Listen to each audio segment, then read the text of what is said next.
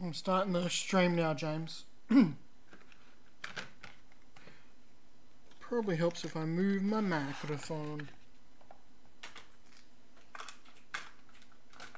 Did you hear me, Bobby? Yeah. Okay. So what do you sing online and how do you like it? Yes.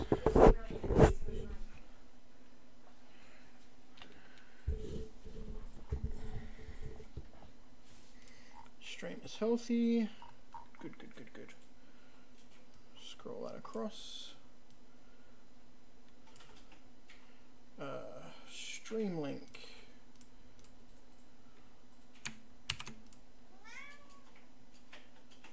Righty. Edutainment games.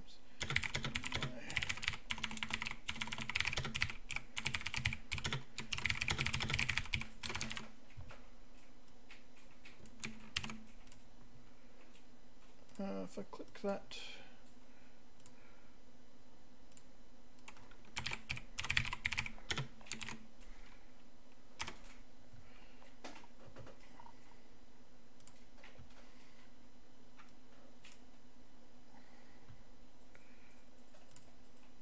Alright, that's done, that's there. Yep, I can hear myself. Excellent.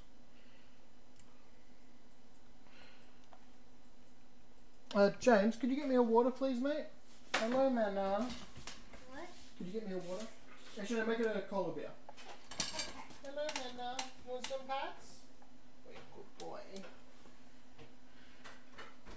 Could I have a cola Stupid beer? cat. Could I have a cola beer? Yeah, you can have it. Whoa! Manna! Manna went right in front of me! I saw. He was just trying to follow you. There you go. Give him some pats. Right. I can hear nothing. You're correct. There is nothing to hear. Alright. CD Edu. So I've got a bunch of edutainment games I downloaded. Most of them are probably going to be crap. Because they're edutainment games. You know, let's be honest here. They're not exactly what you'd call the best games in the world. There's my child. Look at my horrible child. Look at it. It's watching us. He can see you. Alright, so we've got some edutainment games. We've got a drink that no one in the world will know except for Western Australians. I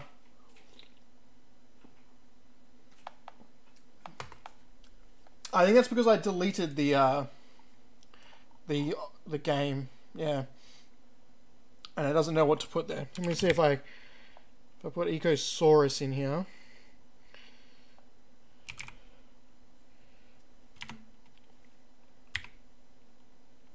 I don't think it knows Saurus. Eco Quest, Eco Game. Yeah, no, it doesn't know Saurus. Not much I can do about that. You have to put up with the fact the game's going to be wrong.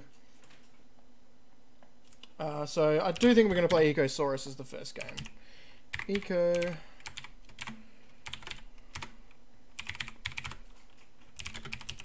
Apparently Eco is within Eco. I didn't know that.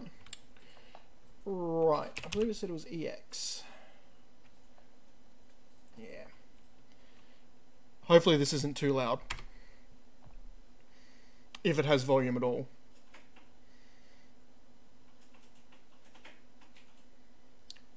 Doesn't seem like it's got sound. I might have to go check the settings.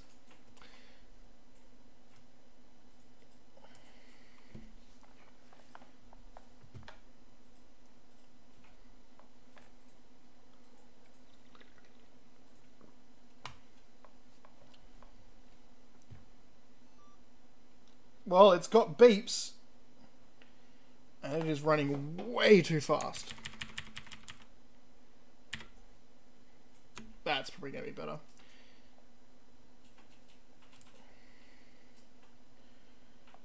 Yeah, I'm not high. Yeah, gotta stay hydrated, yeah. What does that do?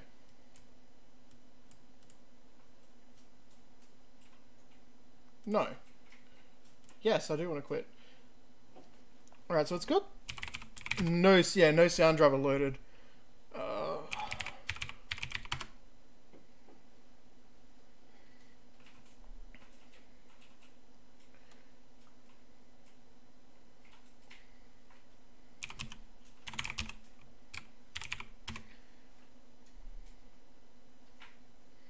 See if it's got sound this time. It probably won't.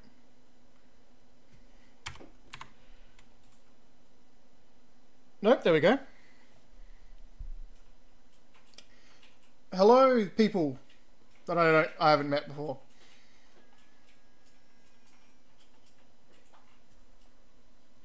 It would help if the audio was coming out of the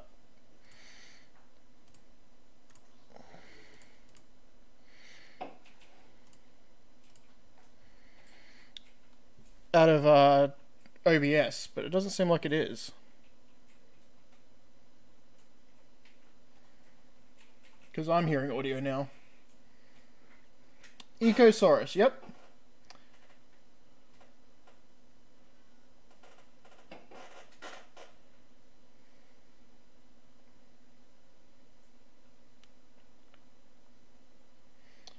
Darth indeed jumping on the Edutainment month. Why are you not picking up?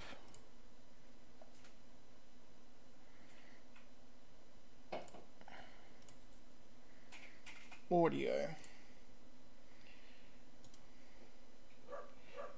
Nah, there it is.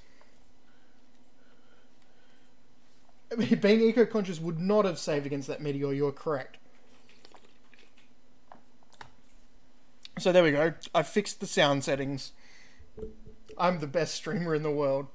I have no idea how to play this game. Just so you know, I downloaded this today, just for this. Not everyone does Edutainment Game Month. I just saw a game today that I wanted to play, but I wasn't able to. That is an Edutainment game. And I thought I might as well play some other Edutainment games anyway. The one I couldn't play was an Edutainment game about Ned Kelly, which can be played in browser on the Internet Archive, but it's not for download, and the company that sells it doesn't actually sell it anymore, even though they still list it on their website, and they're an Australian education provider. So I'm not exactly sure how I'll get a copy of that game, but I'm hoping I will one day. Can I take that? Mine?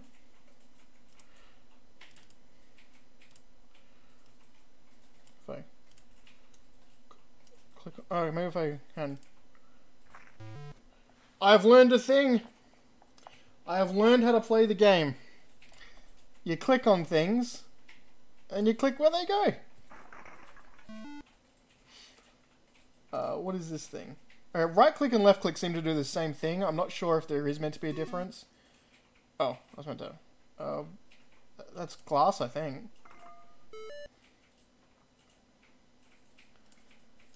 Can I? The poverty version of EcoQuest. Possibly. Oh, hang on. No, go there. That's glass. That is a dog. That's a Shiba, I'm pretty sure. A dog named Alice. Can I recycle the dog? The dog is food? No, the dog doesn't want to go in the food pile, I'm afraid. Let me just... Come on.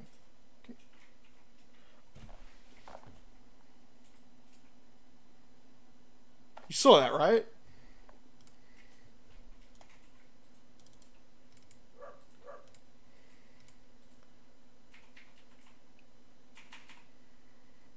I don't think that's how dogs work, people.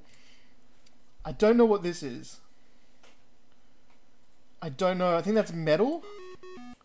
That's not metal. Is it? No? Oh, okay, it was metal. Can I talk to you? Zug's friend M-Car is on floor R. That stands for roof. The bowl is not plastic. You'd think it would be. Alright, so that takes me outside. I don't want that.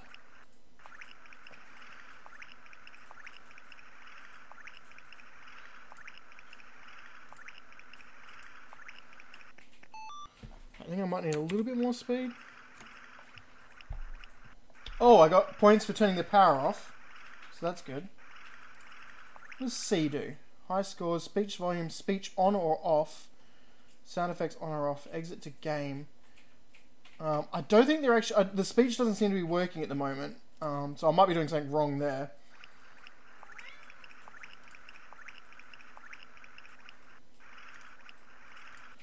I might as well quickly clean this up, I suppose?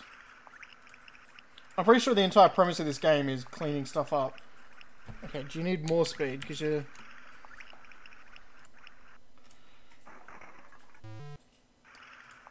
Alright, that's looking a bit better.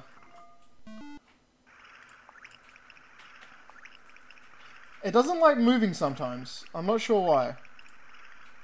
Come on.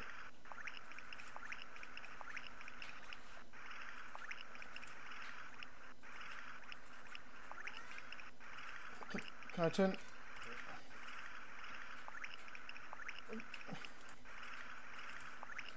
It's really having a fit at the moment.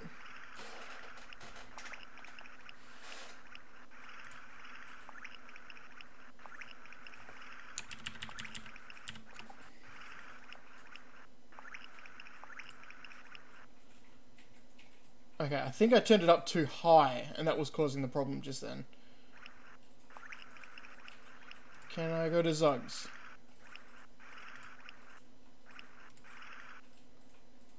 Yes, okay.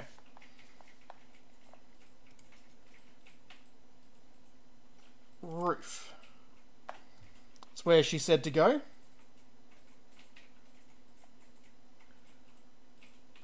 I'm hoping the stream's not doing too much jerking or anything like that. YouTube keeps telling me my resolution is wrong, and then it tells me it's right, and then it tells me it's wrong.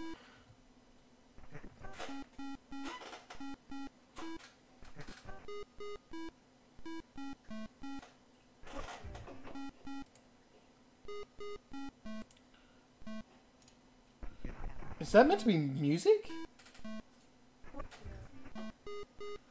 Can I turn you off? It's bad to leave lights on. Turn them off. Thank you. How do I turn you off? Newsflash, M-car getting parts needed for spaceship. Who are you? If I had only kept my eyes on the road. Newsflash, M-car getting parts for spaceship. Okay.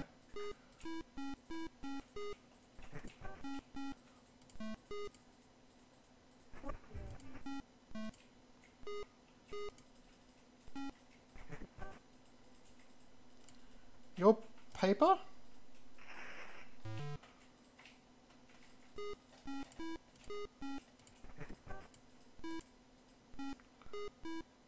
Metal? No, I think that's meant to be there.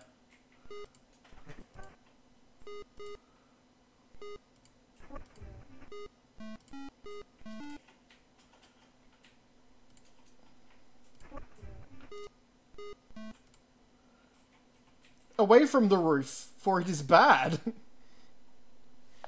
What's on middle? Roof, middle, and lower? Oh. Hello, you. Care to choose a bin, Saurus? Plastic? Cannot empty an empty bin, Eco. Oh, okay. So these fill up. Ah. Alright. So I guess I've got to fill up these, dump them in here, and then I get spaceship parts out of this side. That guy was clearly as cool as a guy could be.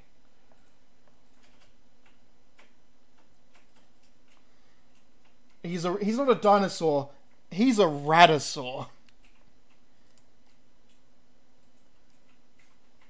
Okay. Wait. I cleaned up out here. Do you count as paper? Okay, no.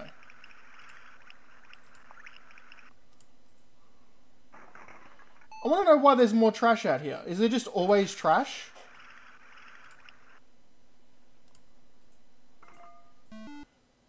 Also, does this turn the fountain off?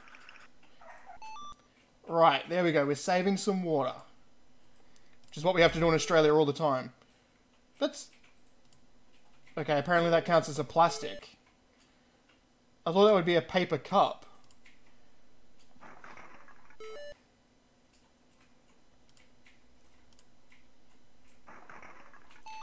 Hello, the Wanderer. Does this go somewhere? It does. There's a whirlpool of death. Can I click on that?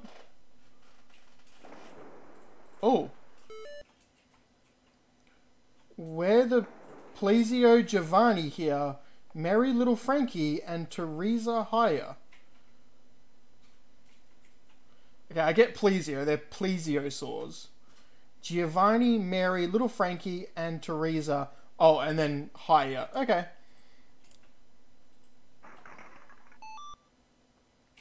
I gotchas.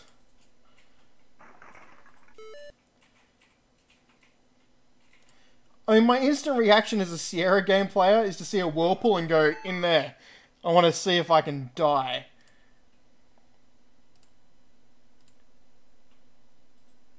Okay. Something's gone wrong?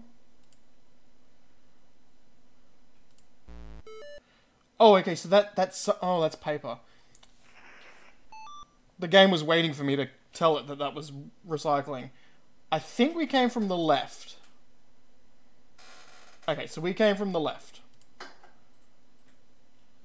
Oh, this is a different way. Alright.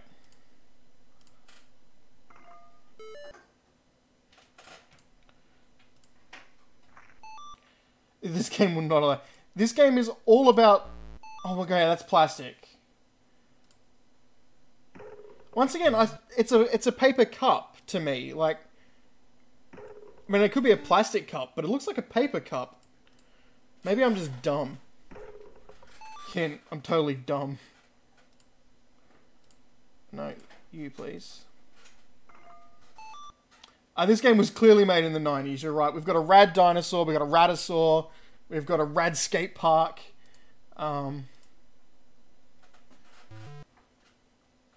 You're heading in the right direction if you need paper. Can you tell me secrets? Personally, I've never used a skateboard. Well, your statues, mate. Is anything... No. Apparently, none of that does anything. A skate will... That's good. That's good. Skate will become extinct. That's everyone's favourite game that they hate. Because I've not met a person yet who actually loves Skate or Die. I mean, lots of people are like, Skate or Die, it's a great game. But then you like play it, they're like, no.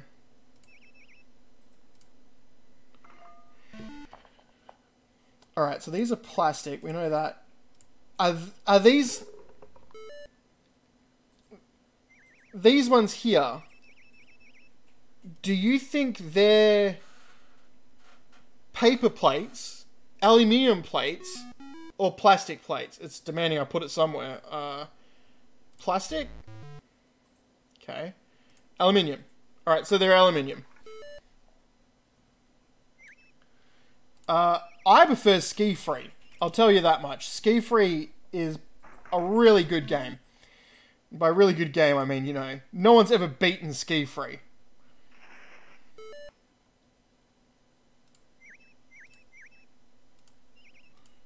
I wish those birds would shut up. When there's sound effects, that seems to affect it quite a lot.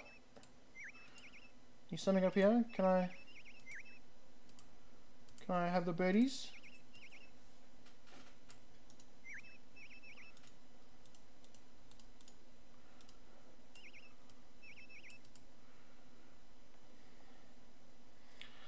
Oh, Splash Happy Water Park!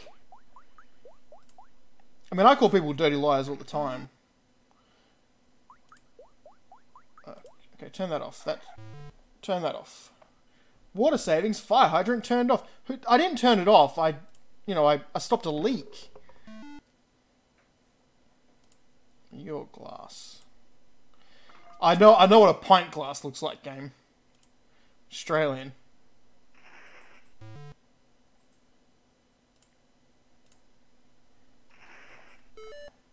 Riding that slide would make you puke.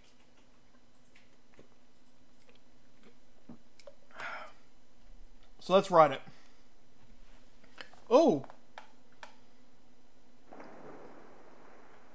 Oh, okay, we get to go in. Oh, that was us! We look like a little grey blob. Plug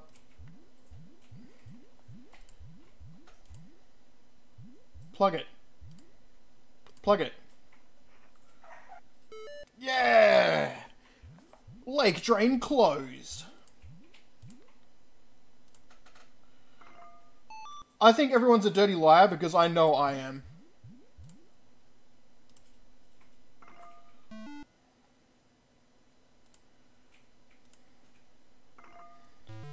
Well, our bins are starting to get a little bit full.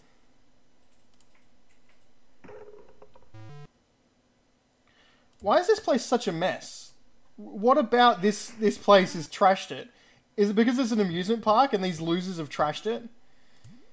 They're lucky we crashed, because otherwise their place would be staying this way.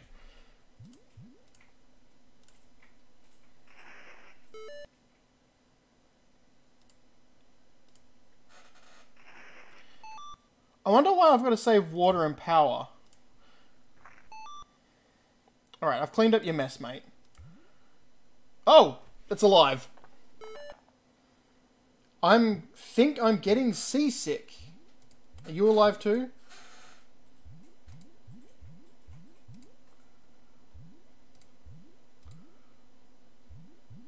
How about you?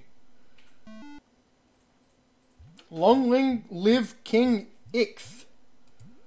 Is he in here? Can I check on him?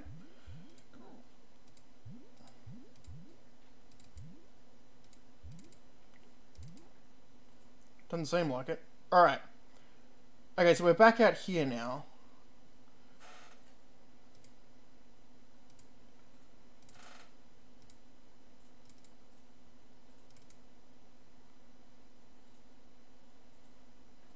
Alright, so that's this way.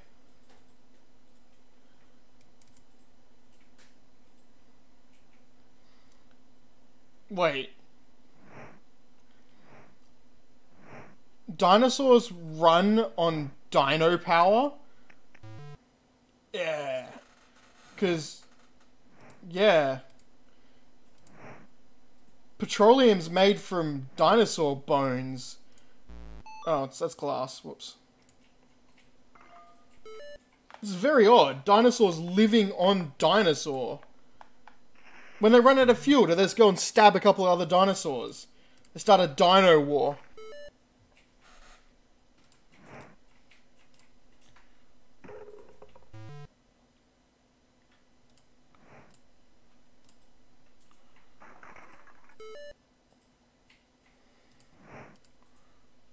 I'm worried about this fire over here.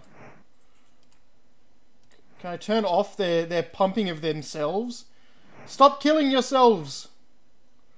Oh, there was a leaky oil there. I might have to fix that. Can I fix that? Oh! A radical dinosaur has returned. Oh, that just took me over here. Fashions a la Bronte. I'll turn your thing off, mate. You don't need that going. Oh, hello.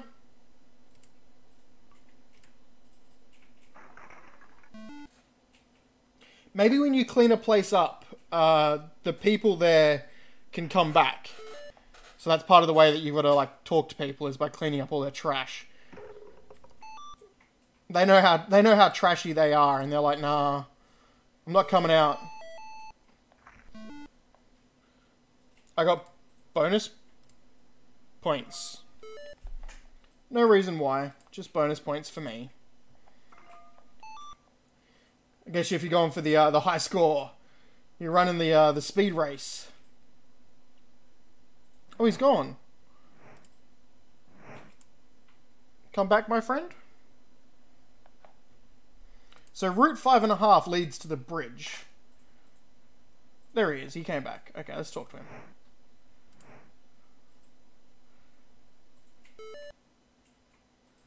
Bud's the name. Check under the hood.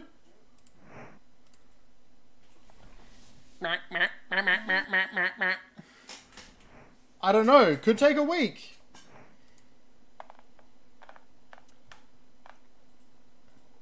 This dude's just sleeping in his rubbish. Water saving. Spigot turned off. Okay.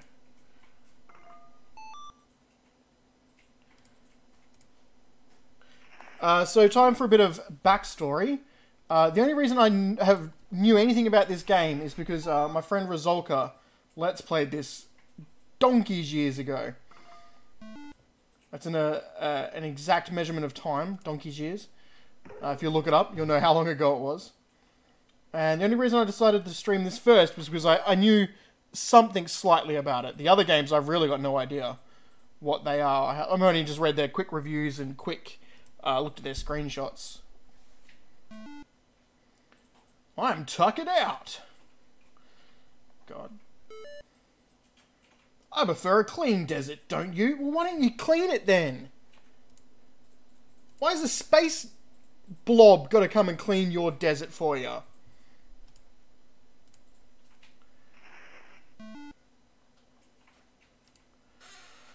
I kind of thought there was more to this game, though. I do have to say, I thought there was a bit more of like puzzle solving and stuff like that. I didn't realize it was just literally click on the thing.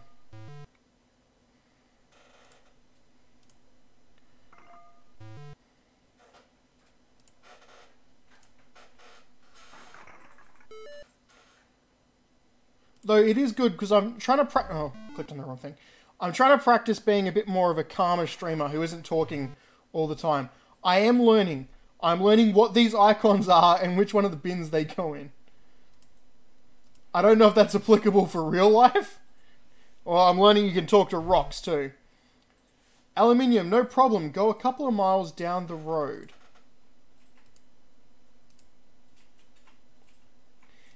It kind of does look like there's French fries in the desert. As I said, I'm trying to be a calmer streamer. Not that I was over the top before, but just being a little bit more prepared just to not be talking all the time. To have down moments.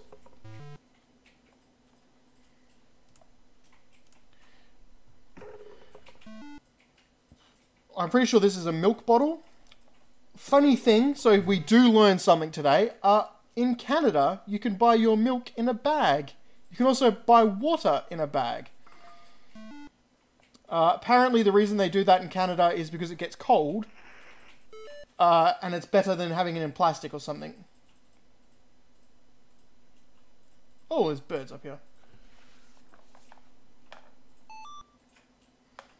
This is the lost civilization. Thank you. Now that you found it, leave.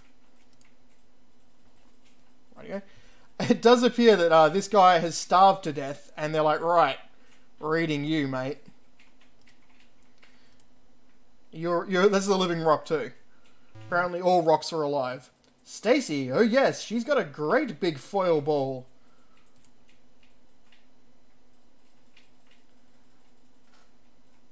Yep, so we've had some education here. I could educate you about cornea transplants, but I don't think you really want to know. They're gross. You go in here. Are you Stacy? Apparently this is solar powered. Not much on the grill on cloudy days, I'll tell you. Why the fuck was the clock alive? Welcome to the Steakosaurus Diner. Why, yes, I recognize you. Hello, Ecosaurus. Of course you may have my foil ball. Here you go. Hey! Thank you. Call again. I solved a puzzle. I clicked on her 3 times and I got an item. Tell me any more? How many foil balls do you need, Ecosaurus? I need a lot. I'm sorry, I already gave you my foil ball.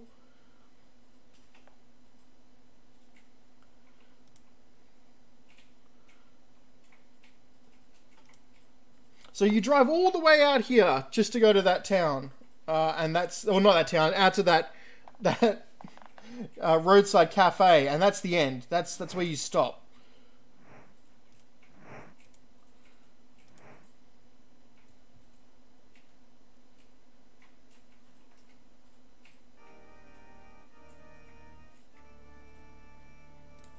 Someone's getting married in here.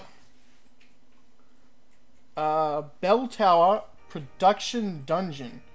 Can I turn this off? The Dino Grumps. That's good. That's good. Alright. So I think part of this game is going around and finding out who has large items of rubbish. Because obviously that foil ball filled up my aluminium or my metals quite a lot. And I guess that's part of the game. I say guess because I've no bloody clue. I think this is going to be glass, but I'm not sure. Oh, can I not? Alright, quick. Who thinks that's glass? Or do you think it's plastic? It's demanding I put it somewhere. I think I've got to fill these up enough that I dump them at that place where he said to dump a bin. And then that makes a part for my spaceship to return me back to space. Alright, people are betting it's plastic, so...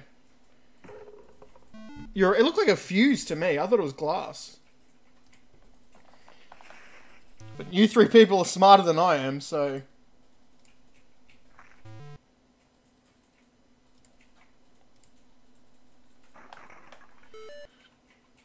There was one of these round things at the start, and I can't remember what it was. I think it was plastic. The edutainment has failed me. I have failed to be educated or tamed.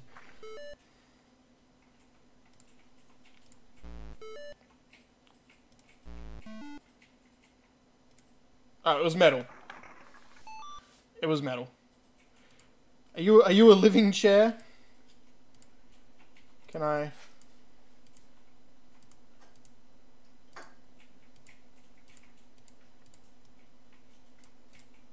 Apparently I can't enter these places. Maybe later on they'll open up.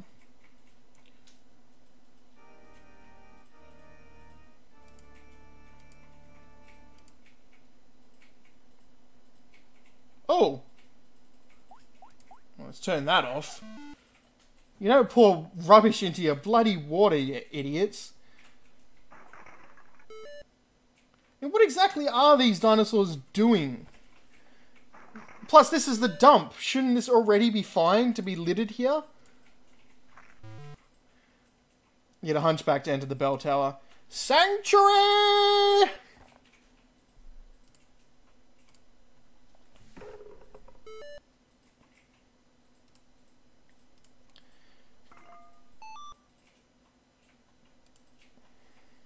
I knew that was alive. I could just tell. Mr. Bronto's saving a bundle. A bundle of what, mate? You're not a mutation, are you? Are the living rocks and trees, are they mutations? Is that what's going on here? Oh, hello.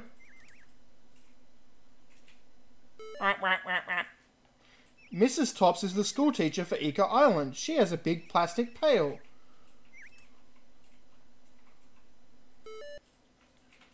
You should see the latest play at Tyrone's Playhouse. Oh! Oh! He's rad!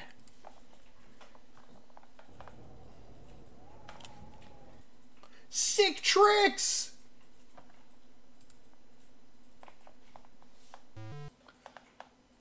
I'm a tubular Saurus!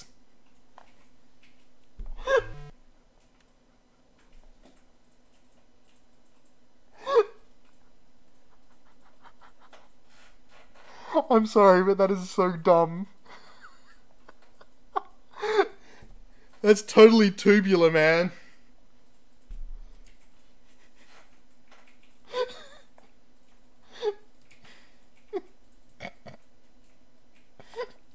Are you got more to say to me?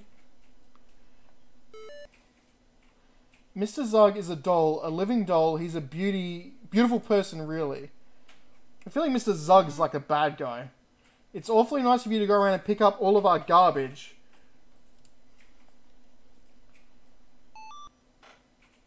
Hello, Icosaurus. My name is Allison. Allison Orlosaurus. Instead of Allosaurus. Mr. Zug is on floor M. That stands for machine.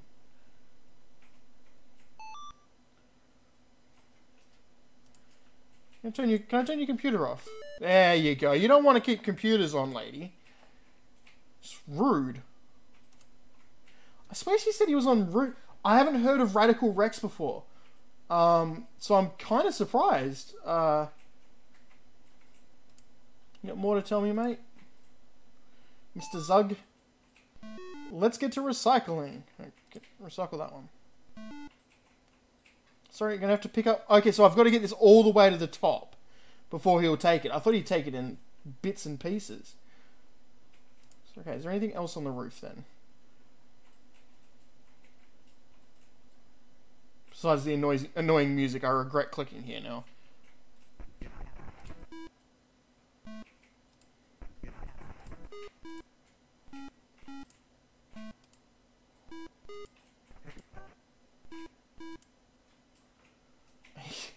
He's really radical. I'm glad. I've really never heard of it. What kind of game is it? Is it a platformer? It must be a platformer, like a Sonic the Hedgehog.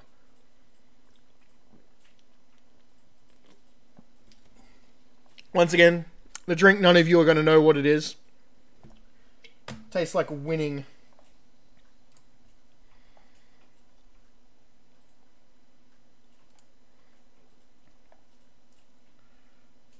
Right. This is just going to take me back here, but if I go to the right here, I go past my tubular friend, and I ignore that. We haven't gone north. Oh, what the? Turn that off. Can I turn that off?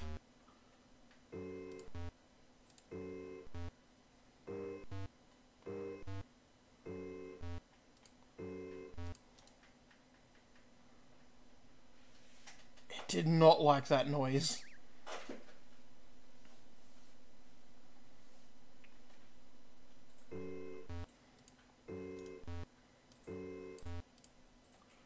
Can I turn that off, please? Oh!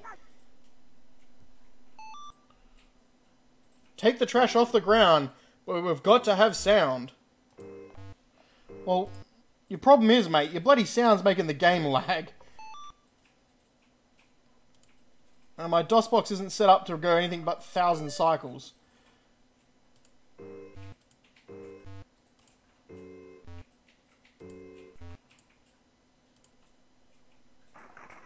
Whenever I sort of click in between the noises, it seems to...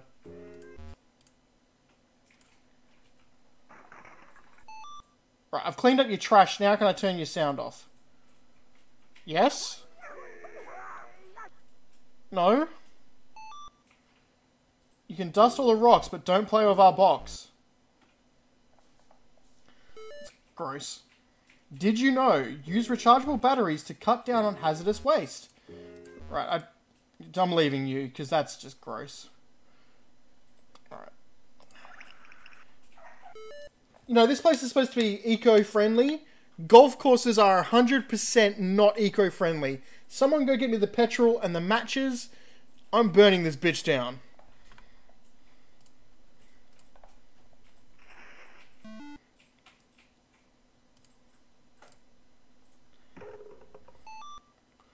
I really haven't found a lot of organic waste. So hopefully someone's going to give me... Oh! Bonus points! Someone's going to give me a lot of bonus waste, hopefully. a lot of food waste.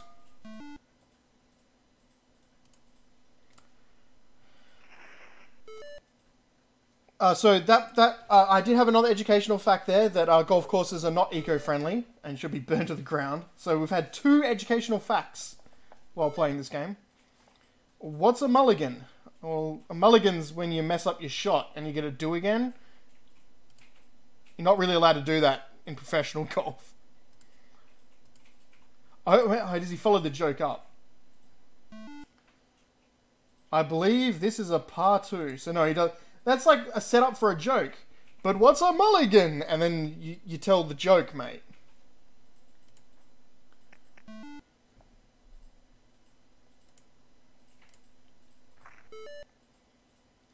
Yeah, we've learned about milk bags and we've learned about golf. Golf apparently invented in Scotland. Don't know whether that's actually true or not. I think I've just heard it before. I think the story was that like some Scottish king chopped off another guy's head and it sailed through the air and landed in like a rabbit hole, and he thought that was really funny, so then he invented golf. 100% could be making that up. I do not know. Tyrannosaurus. Right, what have you got for me, Tyrone? I'm going to turn your lights off. Hope you don't mind. I know you're in the middle of your play, but I'm going to turn all your lights off.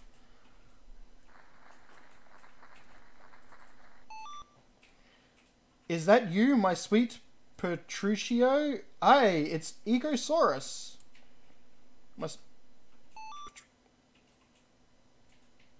Beg pardon, my lord. Perchance I harvest what thou needest? It's Horatio, right? Not it's Horatio. Yonder paper rips. Ah, there we go. He gives me lots of paper.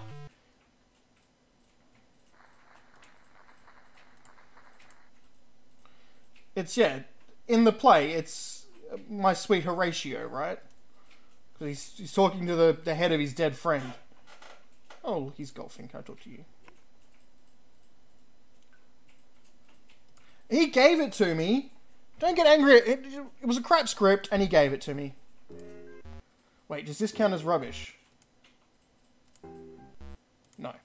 Right, we can get out of here then, because that screen really doesn't like that screen.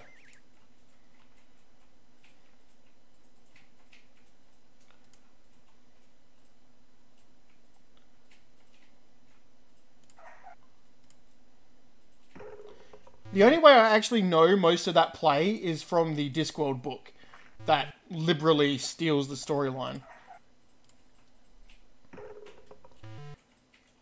You know, this place has got a perpetual motion machine. You know, I don't know why I'm helping them. They could just connect anything they wanted to these swings that keep moving and clean up their own mess. I mean, I'm almost filled up with aluminium. So, you know, we're doing alright. We're not doing badly here. Mrs. Tops. She's a Triceratops.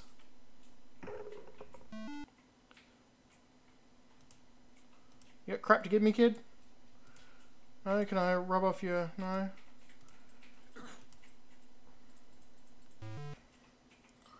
Hello there, Ecosaurus. Oh, hang on. Machine. Class, does anyone want to tell me what Ecosaurus is doing for the island? Very noble. Here, take my pail, please. Hey, lots of plastic. There we go. Okay, Ecosaurus, you may be excused. I'm 32, woman. I'll leave school whenever the fuck I feel like it. Get out, kids!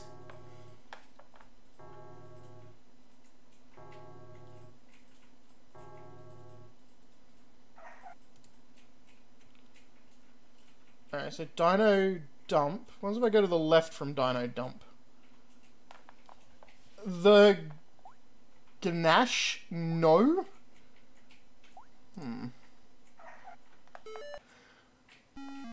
The Nash and Go? Water savings at maximum. Okay.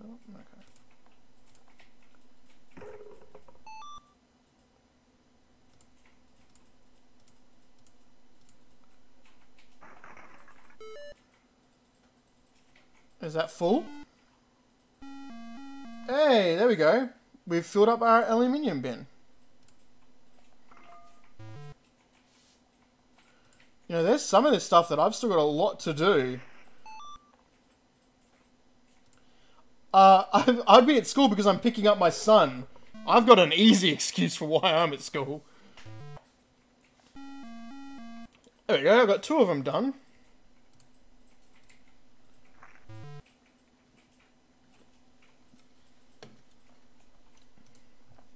Are you alive, mate? Mr. Bronto built this place too close to the dump. It's closed too. So I can't even go in there for more trash in the Nash and Go. I assume that, yeah, one of the dinos is going to have the glass and the organics. And that's going to push me over the limit.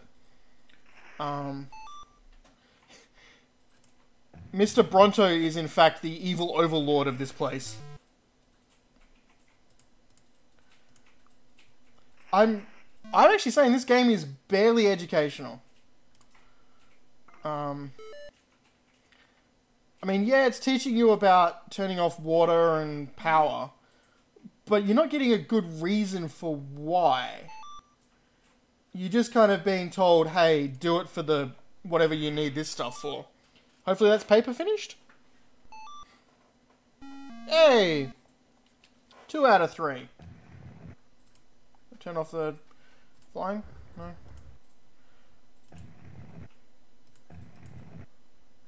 Oh. They could have geothermal power. We would help you pick up trash if only we had hands. Why can't I go this way? Like, this looks like a place you... Oh, here we go. Apparently launch. Turn off your... You're wasting power here, mate. Ach, you must not touch that. Apparently this guy's German. Achtung! Ach, keep those wings tight.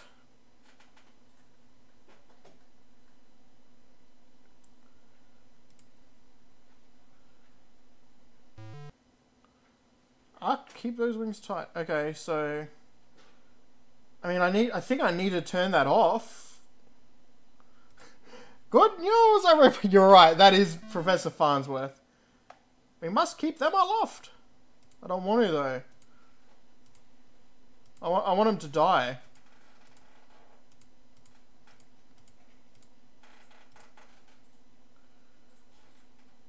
This is when I find out you're going to be more forceful to take it off him. Apparently there's a left over here. Oh, we're getting lots of organic waste here.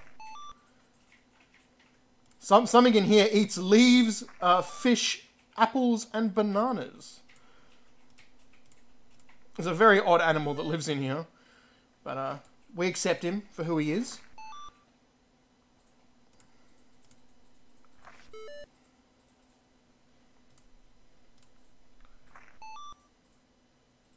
Alright, let's go in. Let's go and check what's going on in here. Apparently, inside this volcano, there's another volcano. And lots of food waste. So once again, whoever works here is just eating food. Stop.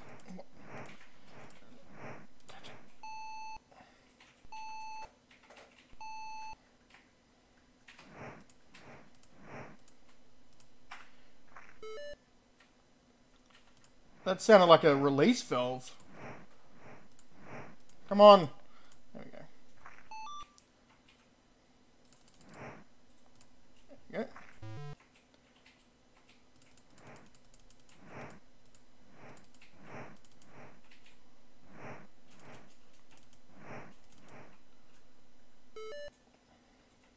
Vinny's the name. Nice to meet you. Vinny the Volcano. No problem. I've got something for you. This thing weighs a ton. Ah, there we go.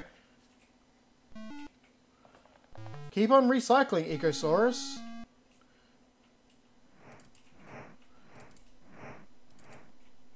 Alright, so all I need is to find out whichever dinosaur has the food waste. And I'm really not sure who that would be.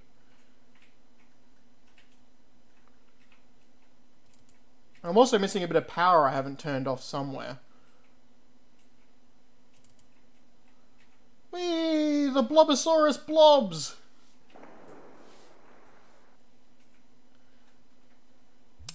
It's pretty strong glass.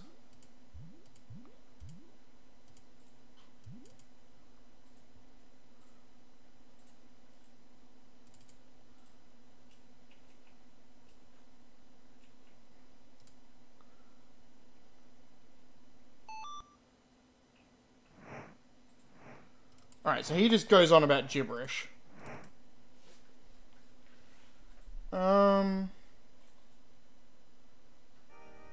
Maybe if I go in here, there'll be someone sitting on the chair?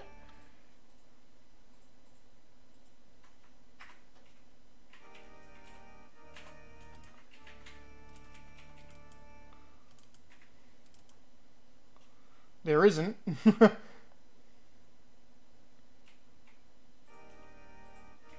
Do I need a walkthrough for this kid's game? Very likely. I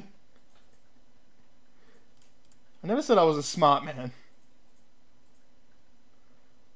Clearly someone... Oh. I turned the fire hydrant on. Clearly, you know, I've missed some things.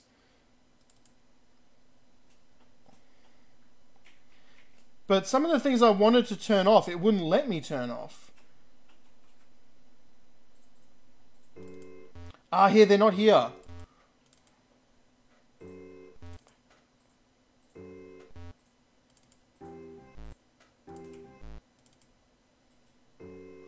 Yeah, but it's not letting me turn it off anyway.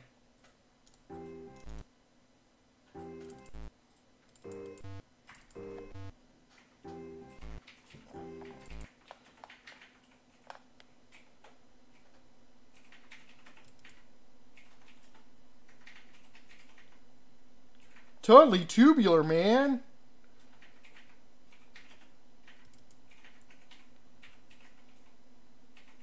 You got anything else to tell me, Allosaurus? No. So Allison has a dog called Alice. Oh, that light's probably on. Now that I think about it, that seems like a kind of thing. Yeah, that's on.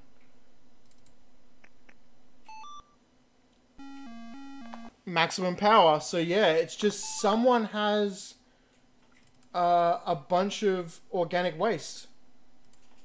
Is it the guy on the roof?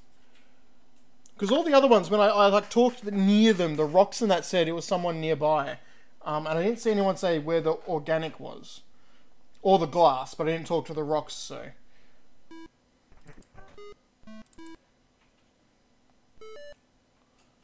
if I had only kept my hands on the wheel.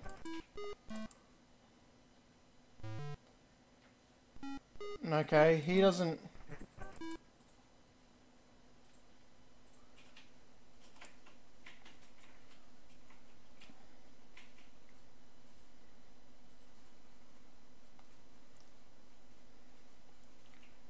Here, you, tell me about your solution.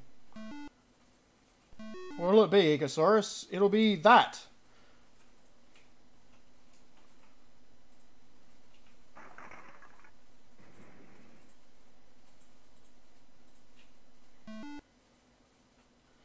Okay, now give the lever a pull.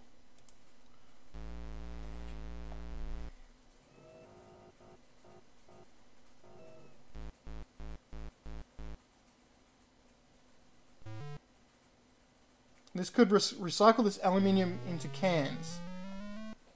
I mean, a lot of it already was cans.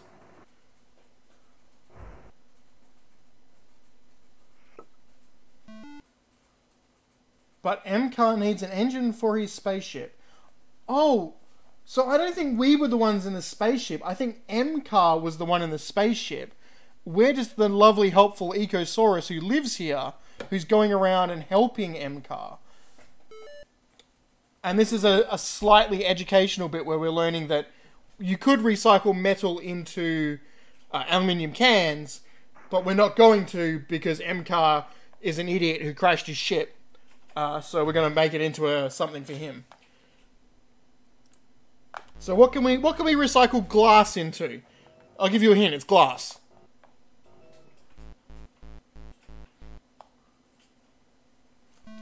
Yeah, back into bottles. I mean, rightio, chap.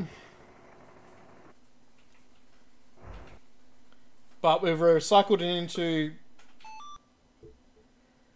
windows. I hate to tell you, but windows made out of glass ain't gonna work on your spaceship.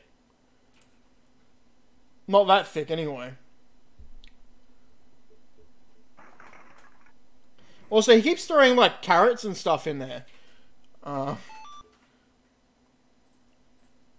Glass swords would be a good idea. This isn't Morrowind, so they're not the world's best weapon.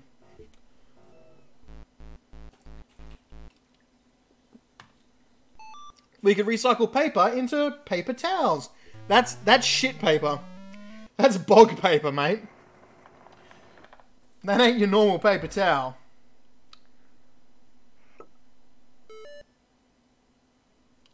His spaceship is made out of paper.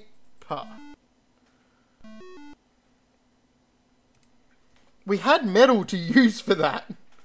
Why is his spaceship body made out of paper? I don't even want to know. I don't even want to know at this point. Don't even... Including, yeah, Kelvin and Hobbes is a pretty good... Yeah.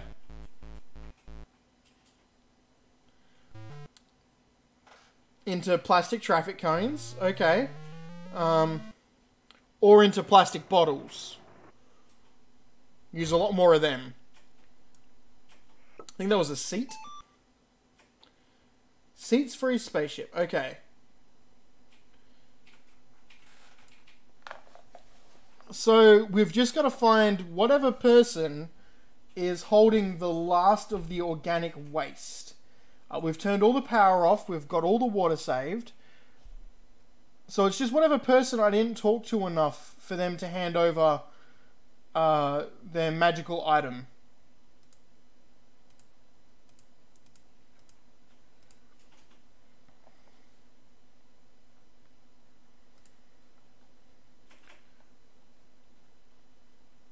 Paper was that way.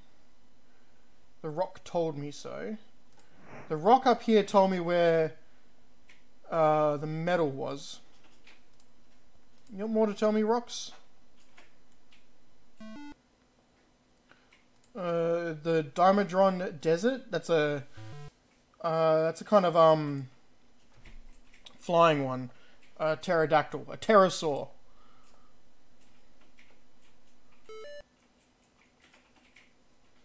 Okay, so aluminium's definitely this way, and I don't think there was anywhere else to go. It was, yeah, just the dead end of Stacy's restaurant. Inside the dead body of another dinosaur. I already did pick up trash, mate. Alright, so I've done that.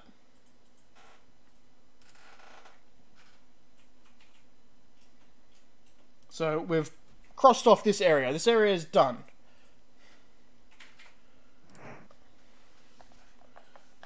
Now, I didn't see anyone inside this building the 2 times I went in it. So let's give it one more crack. One more stab. Will someone appear here? No. And they seem to appear and disappear, like, alternately. If they're there, they won't be there next time. If they are there, they won't be there.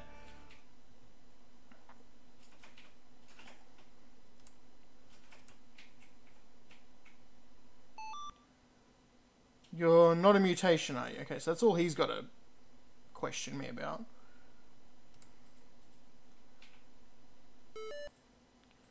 Mr. Bruno built this place too close to the dump. Okay. So that was the way to the volcano where we got. So we've got that one. Volcano's where we got the glass. Here's where we got the plastic, and the other way up here was. Oh, I turned that back on.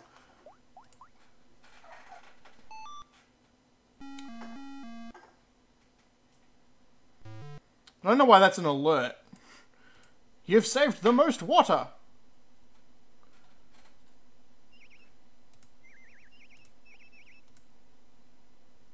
And up that way was where we saved the paper from the guy in his thing.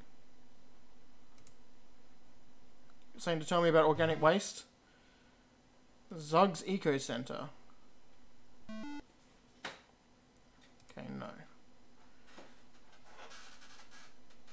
And you just say totally tubular. Oh! His name's Floyd. And he's a totally tubular Saurus, yeah. Anything else, mate? Alright!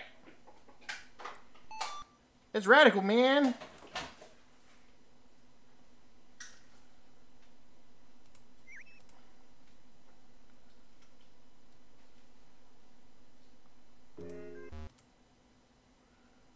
Got organic waste in there, mate? Cool! Frigid!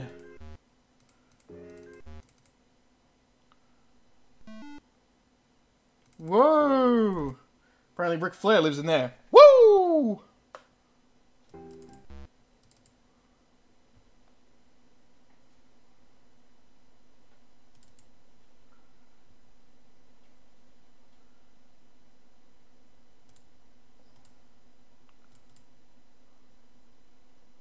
Plant says, a must see.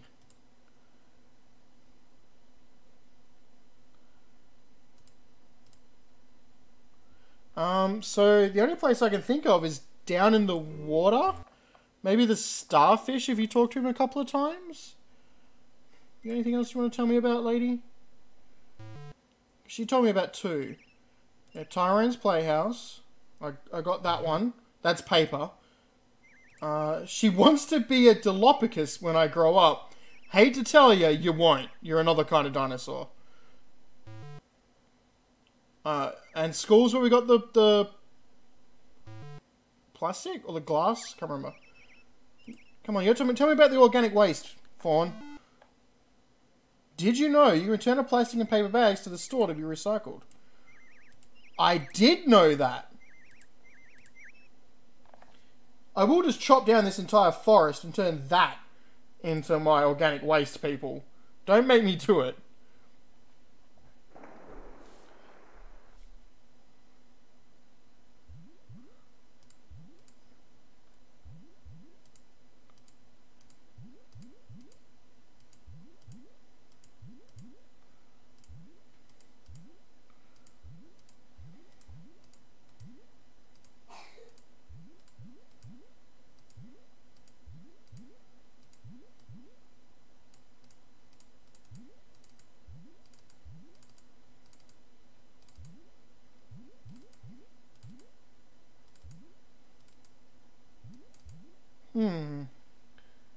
I'm really annoyed.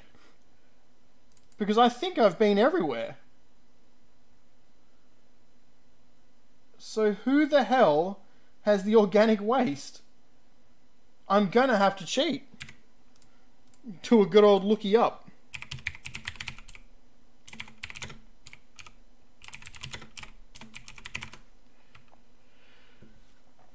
I don't know if that's going to help me, because I don't know if anywhere has this, you know.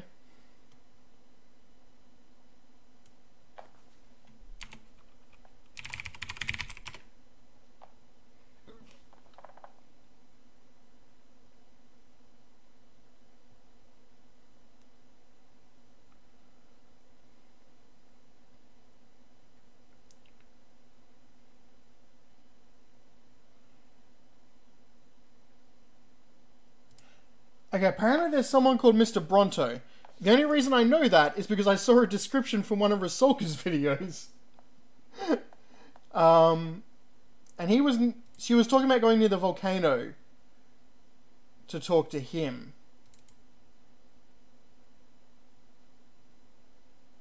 Mr. Bronto, are you in here?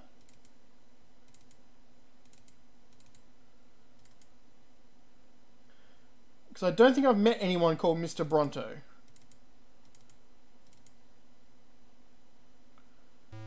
Doesn't he say Mr. Bronto? Did you know, turn out the lights when you're not using them? Yes, I did know that.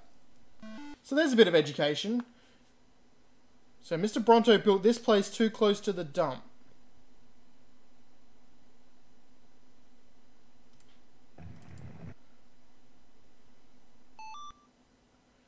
You may have to pester Mr. Bronto quite a bit to get his trash. You have really cooled off since Mount Rex spit us out. Okay. So is Mr. Bronto this loser? Is Farnsworth Mr. Bronto? Steady as she goes. Keep that tail feather steady. I mean, you think Mr. Bronto would be a Brontosaurus, right?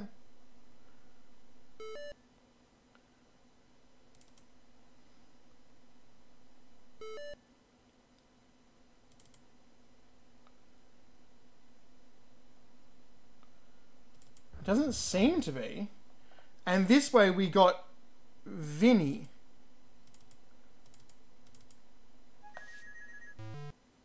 How was that? Mr. Bronto makes me fume and steam and rumble.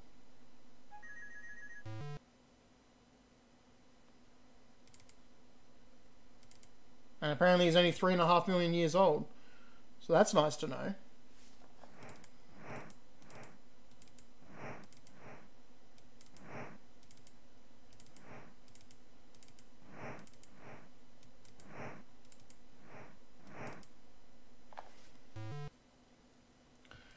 He doesn't have any more glass. Sorry, my glass is gone.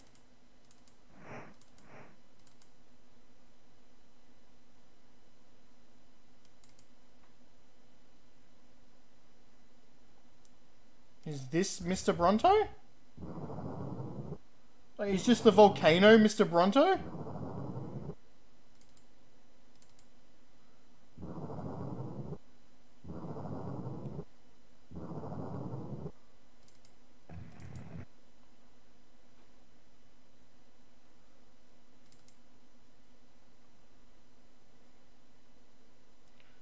I think this place was Mr. Bronto's.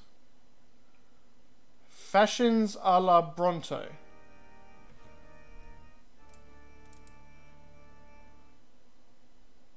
So is that Mr. Bronto?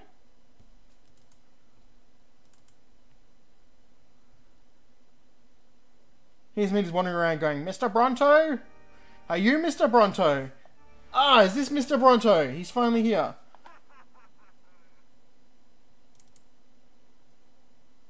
He laughed at me. Have you visited my other fine establishments? I have. They're crap. So are you. Have you visited... I have. Yes. My fashions are the talk of the town. Yes. Okay. Speak up. Apparently Mr. Bronto's deaf. Obnoxious must be your middle name.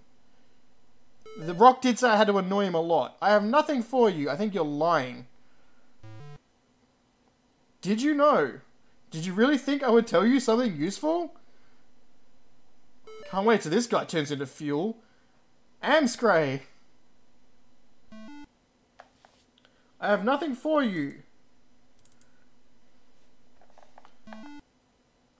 Here, take it and get going. Right. What a butt. What a stupid thing. That's not even a puzzle. That's just literally click on him, have him repeat the same dialogue over and over again, and he's not always in the building.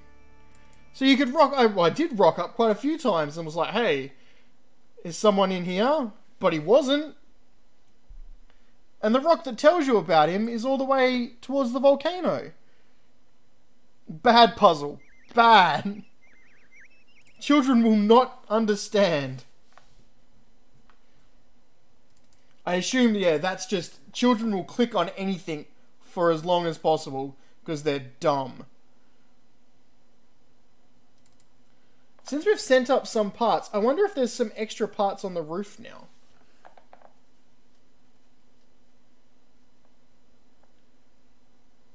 I don't remember pulling any cords. Maybe I did and I'm just forgetting.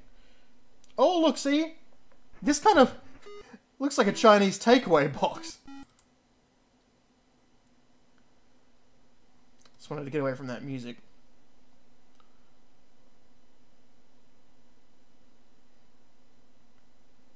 Alright, Mr. Zug, I have for you your final bin full of just organic waste. I don't know what you're going to turn it into, because normally you just turn organic waste into compost. He did, but I did that before as well when I first went past it. But maybe that time it just worked. Now give the lever a pull. Okay, yeah, there we go.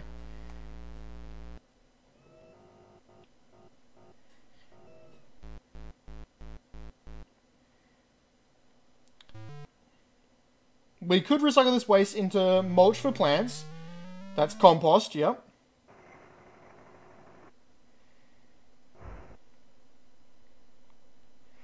Oh, we turned it into fuel. Okay. But MCAR needs fuel, apparently. Radical! Wow, Eco, you've finished your mission. And you've got a new high score. Please enter your initials. Oh. Dan will do.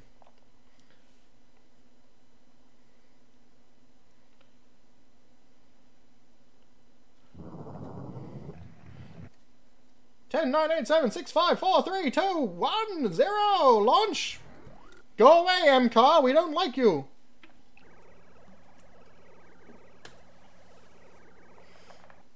It's nice to know the ship runs on Adventure Game Studio, yeah.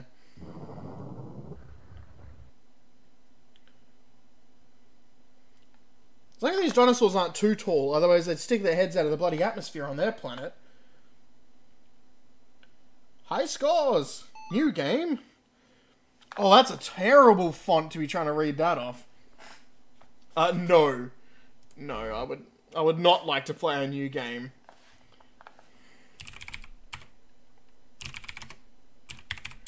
So we've beaten one game.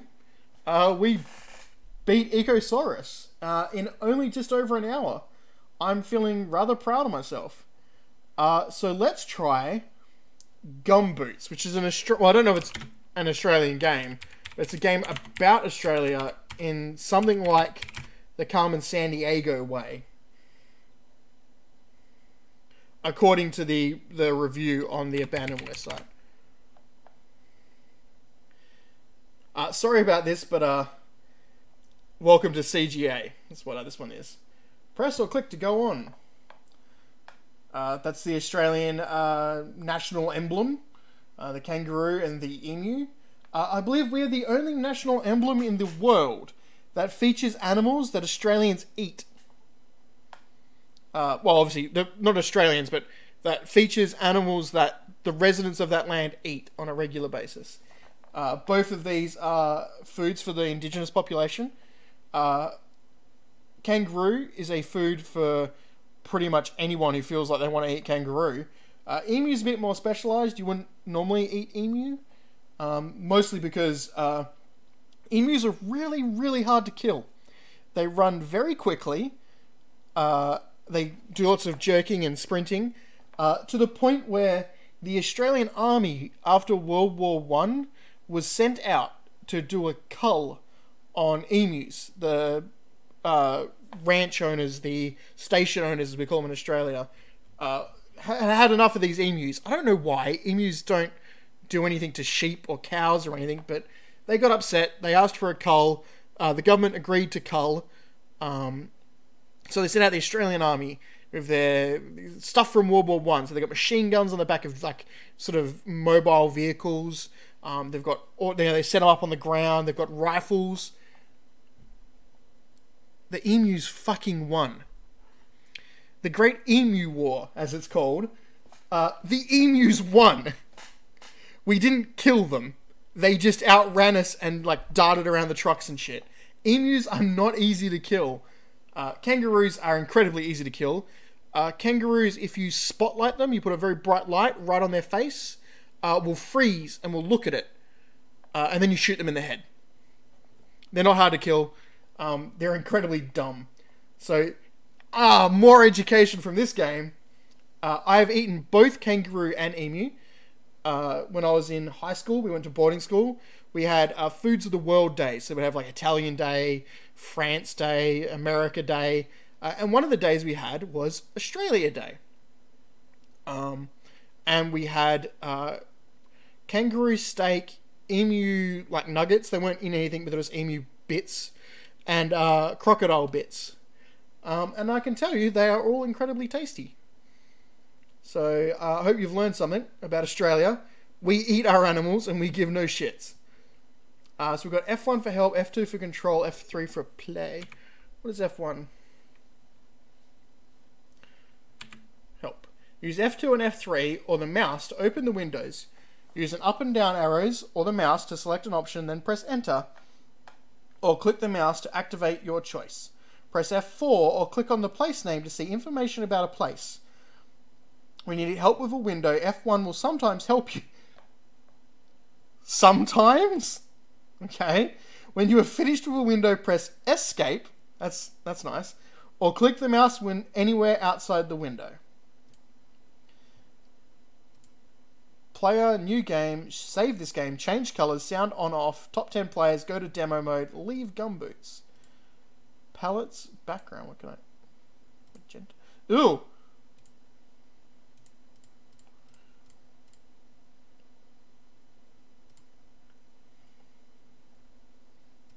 Palettes? Oh, wow.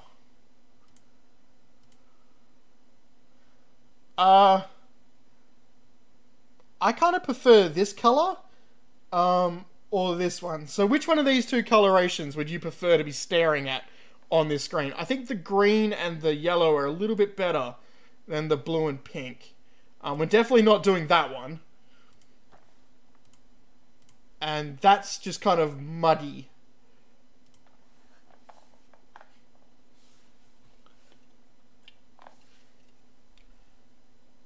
Apparently Chosen prefer this one. Which is, the only reason this... Oh, it is, yeah, light, it's cyan instead of light cyan.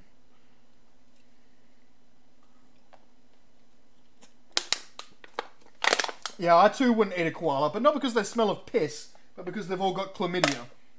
True fact. Not all koalas have chlamydia, but nearly all of them do. And yes, it is a sexually transmitted disease that they have spread amongst themselves. Alright, we'll do that one. That's fine. Alright, save player. Okay. Player? New player, Lucy and the Best. I guess someone wrote them. G'day, Darth. It looks like you haven't played before. So you can start with game 1. Good luck. This is a very easy game, just to get you started. You are an investigator with the Gumboots Inquiry Agency. Your first job is to find two troublesome programmers, Ian and John, who live near the most easterly point of the Australian mainland. Your boss has given you $1,000 advance, but has only allowed you a couple of days to complete the task. When you have found John and Ian, it was the other way around before, you will receive your first paycheck for $800. Well, I've got $1,000 advance, technically I still owe $200.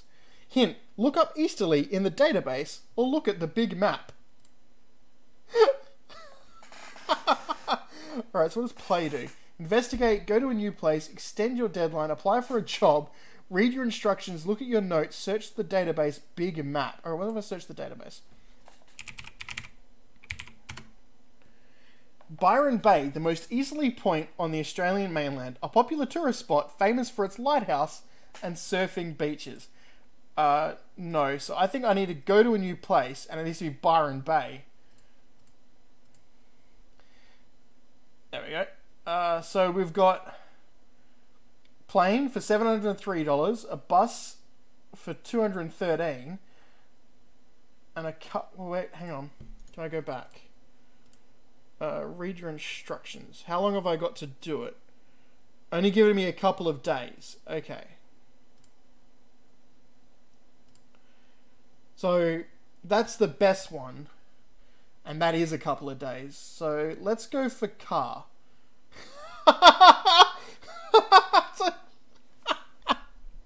That's like a Torino or something. That's like an Australian car. Might be a Leyland. Apparently we're sleeping. Oh, look at that. Look at that animation. That's not bad. Play. Investigate. Ask around the surf shops. Visit the lighthouse. Go on a scuba diving trip. Inspect the local forest. Yes, Ian is a keen surfer, but you have tracked him down. It looks like you're going to make a great Gumboots investigator. Watch out. Something is going to happen. You got a telegram from home. Your grandmother is very ill. What will you do? Send her a get well card. Send her $300 for doctor's fees. May I make an announcement, please? Goodbye, you little shit. So we found one of them, apparently. I'm not saying $300 to my grandma. Medicine is socialized in Australia? Swipe your Medicare card, you dumb bitch. $300 for a doctor's. Get out. Well done, you have found John. The light up here is quite bright, and you seem to be fairly bright too. Congratulations, you have solved your easiest case. Easy, wasn't it? The next game is a bit harder, and after that, the cases start to get really tough to solve. You receive your final payment of $800 for completing the task, plus your $100 for each bonus point you have left. This adds $1,800 to your bankroll. Yay! Watch out, something is going to happen. Your sick grandma, to whom you only sent a get well card, sends you $45 for your birthday. How do you feel, cheapskate?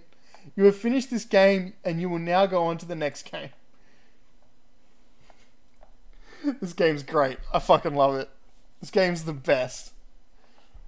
The national sales manager from Blistering Boots Hiking Gear has contacted you.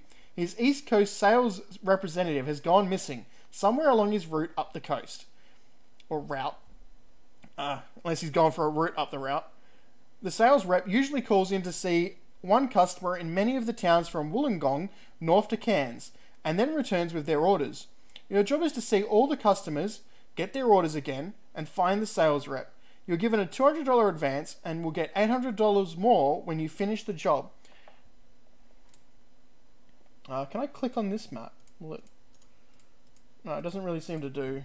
This map doesn't seem to do much. So let's double check that, because he starts in Wollongong. So we have to go to Wollongong.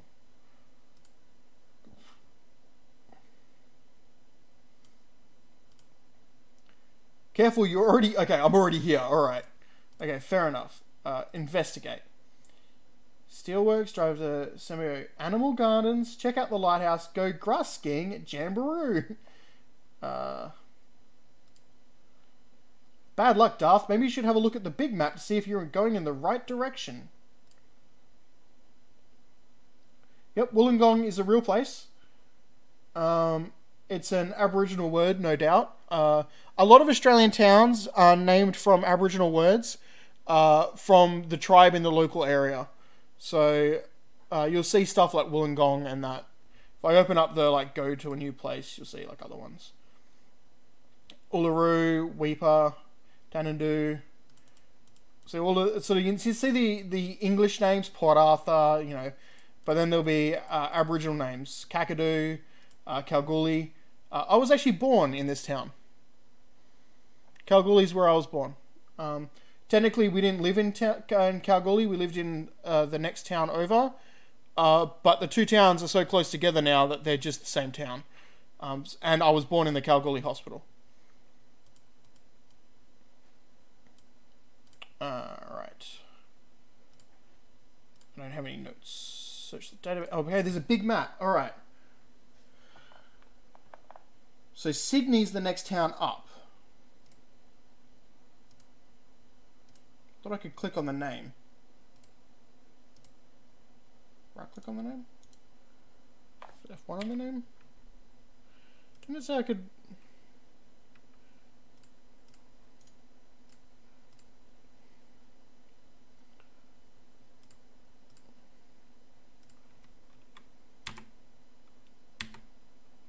I don't know. Well, I don't know. Wollongong, this heavily industrialised area, including Port Kembla, forms the third largest city in New South Wales, with one of the largest steelworks in the country. Well, there's a lot of places not on that list. I mean, Monkey Mia, Perth, Kalgoorlie, Derby, Broome, Darwin, Kakadu, Weipa, Normington, Mount Isa, Alice Springs, Uluru. Uluru is that big ass rock in the middle of Australia. Cooper Pedy, that's the place where they pretty much all live underground. They live in a hollowed out sort of like ground, and they mine for opal. It's a place of, it's not very rich. They're very poor. They're people looking to make their big strike. They're going to find a lot of opal. It's going to make them really rich, and then they can get out of Cooper Pedy. Sedna, Broken Hill. I mean, Ferratus lives somewhere over in this direction, you know, somewhere around Melbourne. Why is there so many in Tasmania? I mean, WA, the largest state, the correct state, has what, 1, 2, 3, 4, 5. And they're not even the 5 I would have picked, but alright. Tasmania, the tiniest state, also Tasmania, has 4. Pricks. Alright, so alright, let's just go to a new place. Let's go to Sydney. The next place up was Sydney. Sydney, the largest city in Australia, with a magnificent harbour. Landmarks include the Opera House, the Harbour Bridge, and its many famous beaches, of which Bondi and Manly are the most famous. Is Sydney the largest city? I thought Melbourne was. This game just might be out of date, but I thought Melbourne was our largest city. Let's just go by car. Come on. Brum brum. Beep beep. There's the Sydney Opera House. Another factoid while we're on the education. The Sydney Opera House was designed by a famous Dutch architect, I believe. After, I think it was 2 Australians won by painting... people sent in, like, pictures, things that they thought, you know, the Opera House should look like, and then the architect, like, designed it again and then made it, from what I remember. I think it was 2 Australians sent in pictures of what they called sails on the harbour. And then the architect changed it a bit. They do still look like sails from the right angle, and they got very good acoustics, apparently, inside. And there was a lot of things going wrong with the architect and the Australian government at the time. There was lawsuits and stuff like that. It wasn't the best thing we ever did. The building's great, but yeah, it's got a bit of a story to it. Visit the Opera House, ring the Powerhouse Museum, check out Bondi Beach, walk across the Harbour Bridge. I mean, none of these look like places where this guy was getting customers. You don't have any luck at all here, Darth. No one here has heard of blistering boots. Bad luck, Darth. Maybe you should have a look at the big map to see if you're going in the right direction. I bloody well should be. Out for an urban hike, you find Umberto Scarp. He ordered 4 pairs of size 8 hiking boots, tiny little feet, and was wondering why he had not received his order. Here we go. Apparently it's night time. Alright, so we found the person here. So Sydney. So the next one's Newcastle. Newcastle, a major port and industrial city with a long tradition of steel making. Within an easy walking distance of the city centre is Nobby's Headland and popular surfing beaches. We have a famous peanut brand in Australia called Nobby's Nuts. You can often enjoy a good old Nobby's salted nut. I mean, oh, Let's take a plane. Let's not waste. We've got a bit of money. Let's spend it. BHP Steelworks. That's kind of funny. The town that I lived in for quite a while is Port Hedland. Port Hedland is a port town, obviously, by the name. And the port there services BHP. They mine iron in the northern parts of WA. They railroad it to Port Hedland, where it's then put onto giant boats and sailed to China, where they turn it into iron and steel, and then we buy it back from them. They tried for a while to have what they called hot briquetted iron, the HBI plant, which was going to do sort of part of the step of turning the iron ore into iron in Australia. But it was expensive, it cost BHP a lot of money, and I think from what I remember, the Chinese didn't really want it. As far as that was concerned, it was cheaper just to buy the iron ore, to turn it into iron and to sell it back, and that worked out cheaper for us too than what it was to transfer it into hot briquetted iron and then sell it that way. So it ended up being closed down. In the town, when it was built, there was a rumour that the day it turned on, it was going to explode, and that the explosion would be so large it would suck all the air out of the town. Miners aren't particularly smart. Blackbutt was a kind of tree.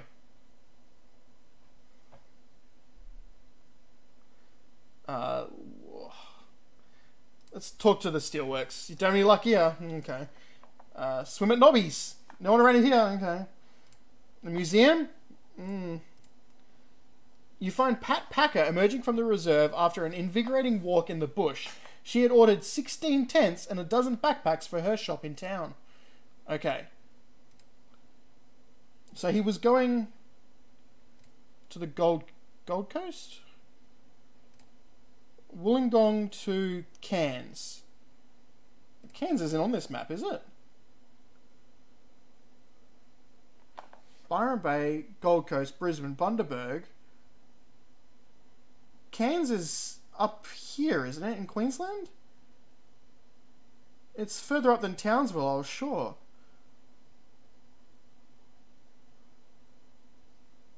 If Cairns isn't on the map, how do I know where to stop? Well, next one's... We're going back to Byron Bay, so...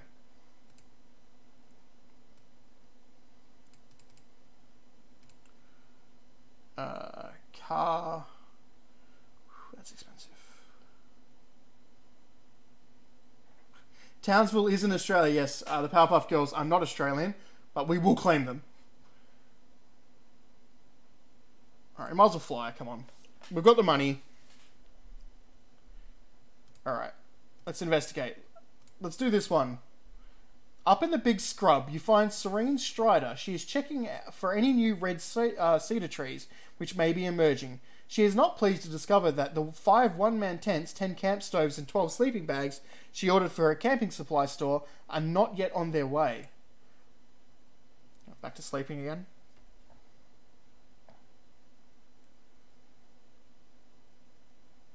Alright.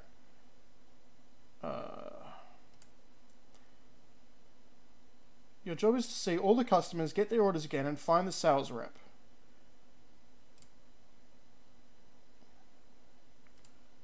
Oh, hang on. I need to go to the big map.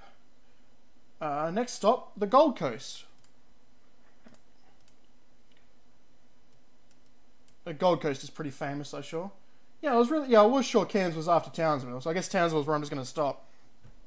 The Gold Coast, one of Australia's most popular tourist spots, where people from all over the world enjoy sun, surf, and high-rise buildings. Might as well just drive.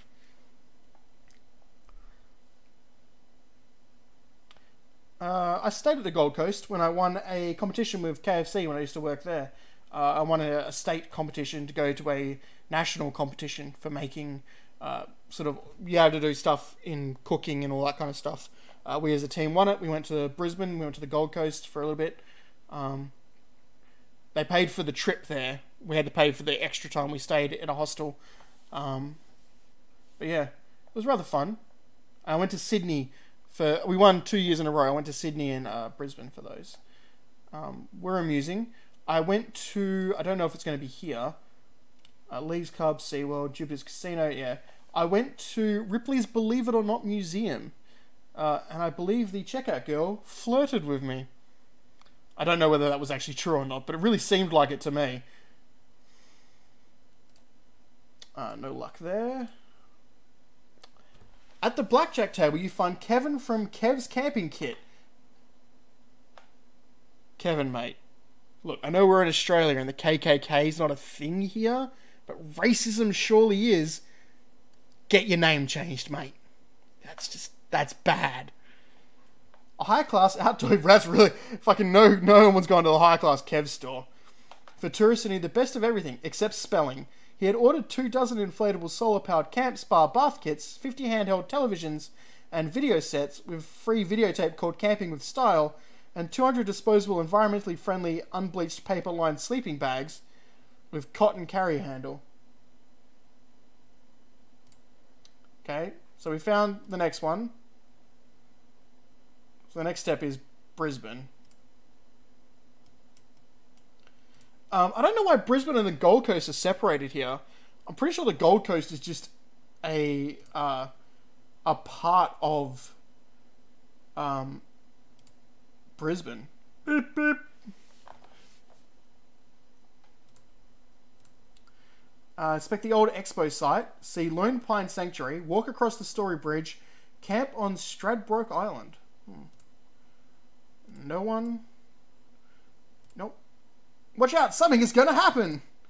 You have just come across a lost baby crying for her mummy. What will you do? Oh. Goodbye, you little shit. No, I'll take it to the police station. Come on. Police tell you the baby was being kidnapped by incompetent kidnappers. Wealthy grandparents give you $350 reward and a week in their ski lodge for your next holiday. Yeah, but, like, Perth, an hour, like, around Perth isn't a big deal. You'd still be in Perth. You can go from the north part of Perth to the south part. That's over an hour travelling, but you're still in Perth. I mean, Fremantle's part of Perth. That's an hour away.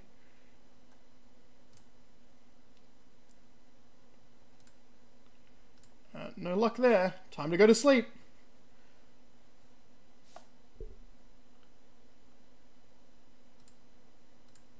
I was very tempted to walk.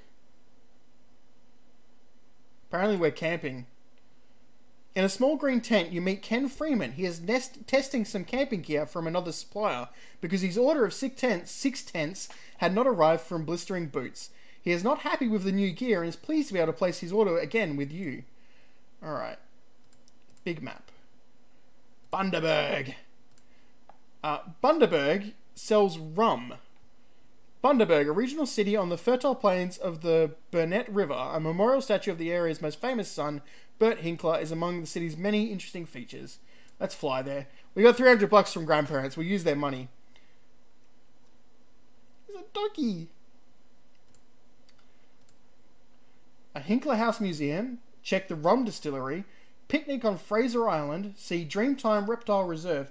I'll be back in 1 second. I think I have Bundaberg rum in the fridge.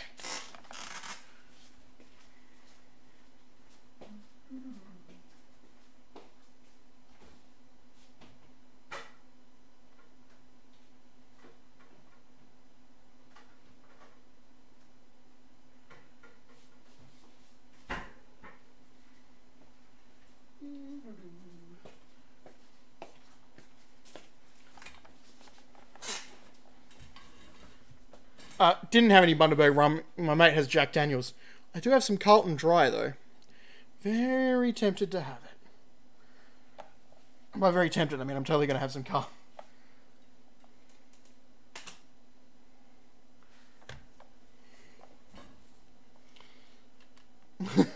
If you try to fit everyone in Perth in somewhere the size of Brisbane, we would murder each other instantaneously. Just because we're so dumb. Okay, let's go for a picnic. That sounds... Okay. Enjoying a light snack before taking off on a hike of the island, you find Sandra Power. She has an outdoor and disposal store in Bundaberg. She places her order for 10 two-person tents again. God, we suck. South Mole Island.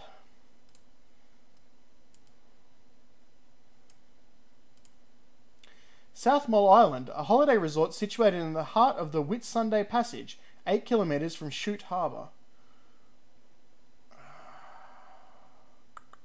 Let's just drive there. I think the Whitsundays are it's like the Great Barrier Reef in that, I think. Place a bet on the toad race. That would be cane toads. Australia introduced cane toads to fight the cane beetle. Queensland makes a lot of money off cane sugar. That's why we don't have high fructose corn syrup in Australia.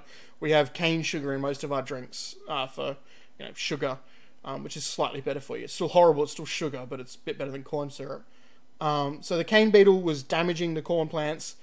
They investigated something that ate the corn beetle. They found the cane toad. No, so cane beetle, they found the cane toad. So they introduced the cane toad in the hopes that it would eat the cane beetle.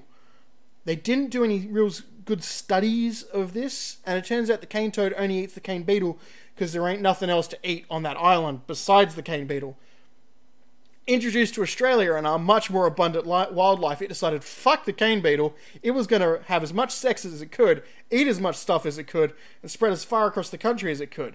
Which wouldn't be a problem, except the cane toad is poisonous. It secretes poisons from its body. And it's not just like it's poisonous to eat. It literally secretes them from sacs on its back. So anything that touches it can be poisoned. And Australian animals have no defense mechanism against that poison. Animals that, they see a toad, they try and eat it, they were poisoned and they died. It was able to outbreed and out-survive places our toads can't. It's spread across most of Queensland, across the Northern Territory. I think the last I heard, it was actually starting to touch WA. We're starting to have some cane toads sighted. They've got actual groups that are like cane toad defenders who go out there and stop them from crossing over, trying to push them back and to keep them restrained. There was the idea of introducing another animal that would eat the cane toad, but I believe that was rebuffed on the idea that we were dumb enough to do that once. Let's study that first, and it turned out it wouldn't have worked. Queensland, they totally do play golf practice with cane toads. Get your golf, get rid of your cane toad. My uncle served in the army. He served in Townsville. They used to go out with their guns and shoot cane toads. And that wasn't like they were just doing it for fun.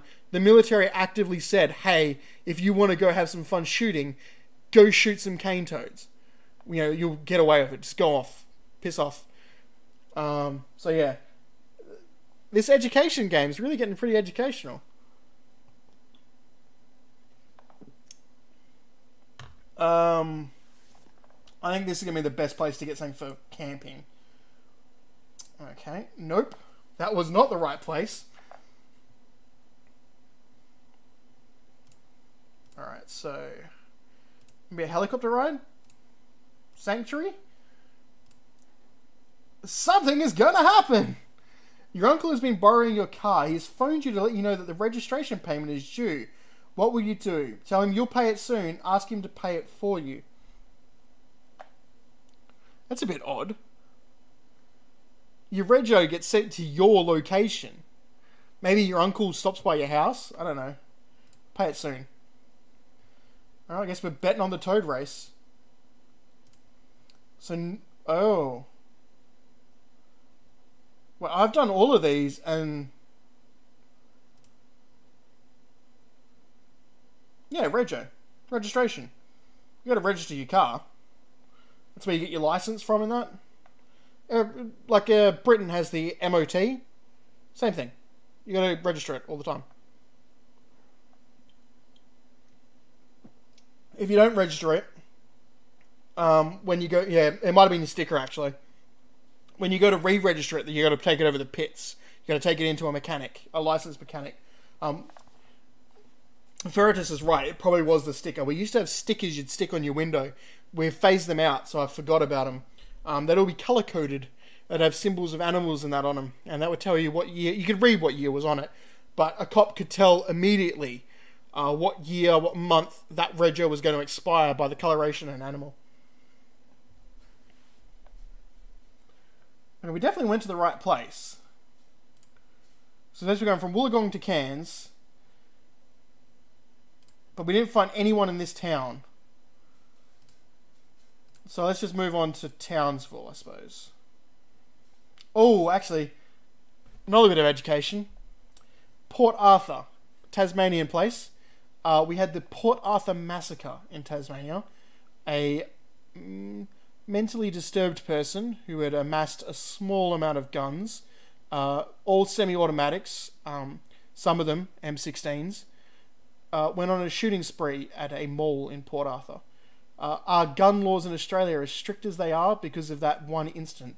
John Howard, our Liberal Party Prime Minister of the time, as well as the Labor Party, enacted strict laws about gun ownership to prevent such things from happening again. And so far, they haven't. Hint, America. Fucking hint. Townsville, a northern Queensland city with its own university. Okay. Popular of tourists on their way to the Barrier Reef. A university ain't that special, mate.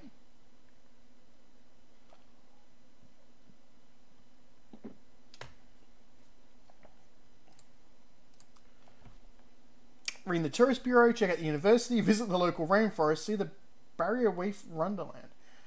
Tourist Bureau. Nope. Nope. It takes 6 hours, but you track down Freddie Fowler from Freddie's Forest Shop. He is leading a group of Japanese tourists out of the rainforest after a short hike. He is glad to see you because he has an order for 60 hiking boots, all quite small sizes, and 200 bottles of mosquito repellent. He also tells you that the regular sales rep from Blistering Boots is in hospital recovering from a nasty bout of Ross River fever. Yeah, it does. That really does prove how inconsequential Townsville is. There's a military base in Townsville. That's about it. Congratulations, you found all of the customers whose orders had been lost. You will be paid $800 plus bonuses. Yay! You receive your final payment of $800 for completing the task, plus your $100 for each bonus point you have left.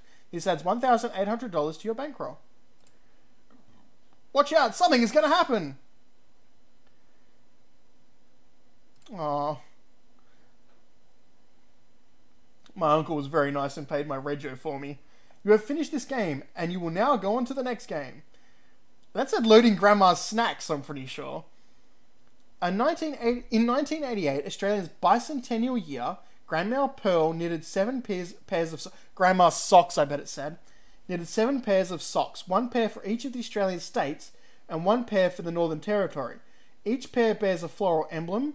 5 of the socks have been accidentally sent to the wrong addresses in the capital cities of the state or territory which their emblems represent. You will earn $900 if you can find the missing socks. The flowers on the missing socks are Waratah, Sturt's Desert Pea, Sturt's Desert Rose, Mangle's Kangaroo Paw, and Pink Heath. So all of our states and territories have national animals and national flowers. I think WA's is the Sturt's Desert Pea, which is like a little red, it's like a little ground cover, green, and it has a little red like leaf with a black mark in the middle. I think that's ours, but it might be Northern Territories. They grow in deserts, obviously. WA's might be the Kangaroo Paw as well, which is a large green bush, very thin, long leaves that stick out, and then sort of up from it with these tubes, sort of furry, and at the top you have little red, like, kangaroo paws. They look like a little paw. They're very pretty plants. I'd recommend looking up all of these. Apparently we're in Broome. I can tell you, Broome don't look like that. You're bloody on the beach in Broome, you'd be looking at a big old resort. I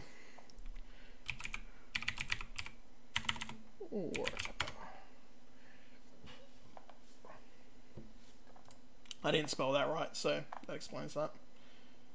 I might need to get a bit of paper and actually write down the spellings for these words.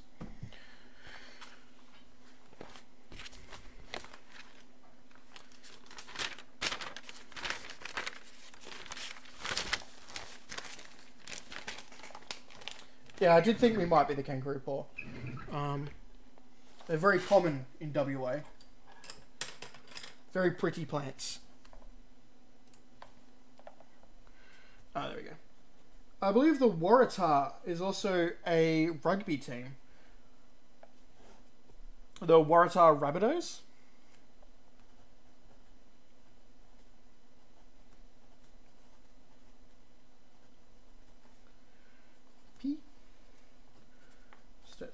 Rose. Sturt was an explorer, I believe.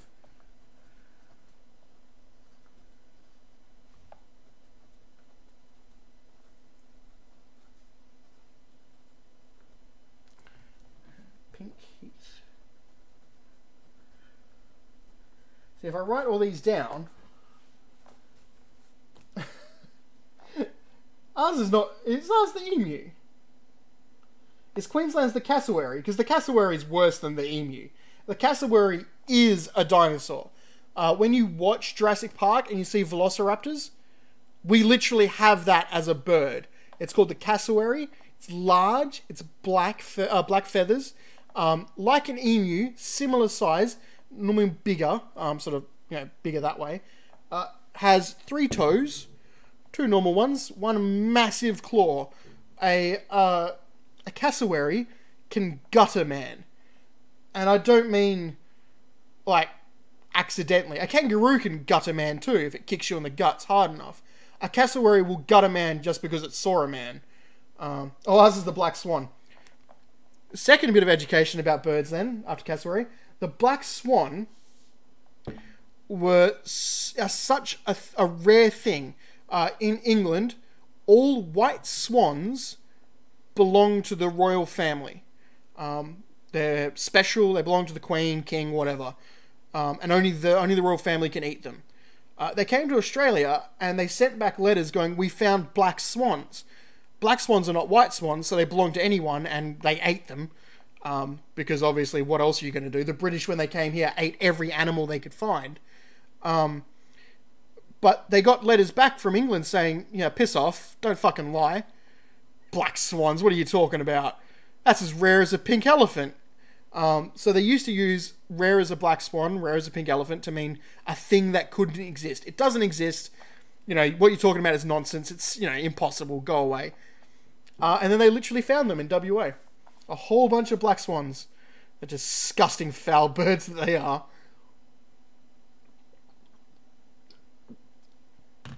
And as I said, then the British ate them.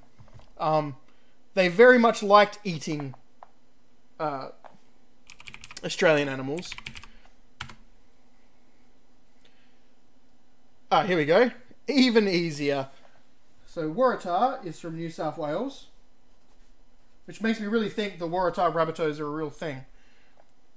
Northern Territory is the rose. Queensland's the Cooktown orchid. South Australia is the desert pea. Bloody South Australians thinking they own our desert peas. Tasmania is the Tasmanian blue gum. That's a tree. Tasmania's flower is a bloody tree. Idiots. Victoria is the pink heath. Good work, Ferretus. You didn't know what your bloody flower was. And Western Australia is the kangaroo paw. Alright. So it said they went to the capital cities of all of those. So yes, we can stop our search. 5 of the stocks have been accidentally sent to the wrong addresses in the capital cities of the state or territory which their emblems represent. Okay. Ooh. Alright, let's go back. Let's go big map. Okay. Perth, capital city of WA. We need to go there. Adelaide, capital city of South Australia. We need to go there. Melbourne, the capital city of Victoria. We need to go there. Then we need to go to the Northern Territory, New South Wales. Sydney's the capital city of the New South Wales. And then the Northern Territory is Darwin. I'm in Broome. So it might be easier to go Darwin, Perth, Adelaide, Melbourne, Sydney. Because that's sort of a closer distance. I've been to Monkey Mia, obviously. I've been to pretty much everywhere in WA. I haven't been to Derby, but I've been to Monkey Mia. Been to Broome, been to Kalgoorlie, been to Perth.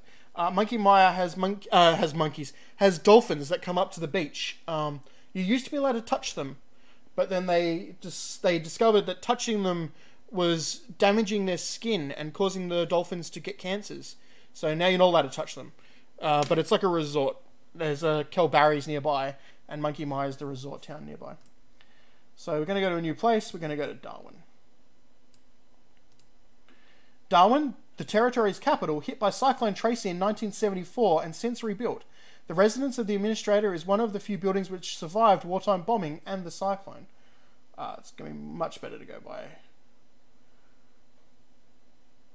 That's going to cost so much money though.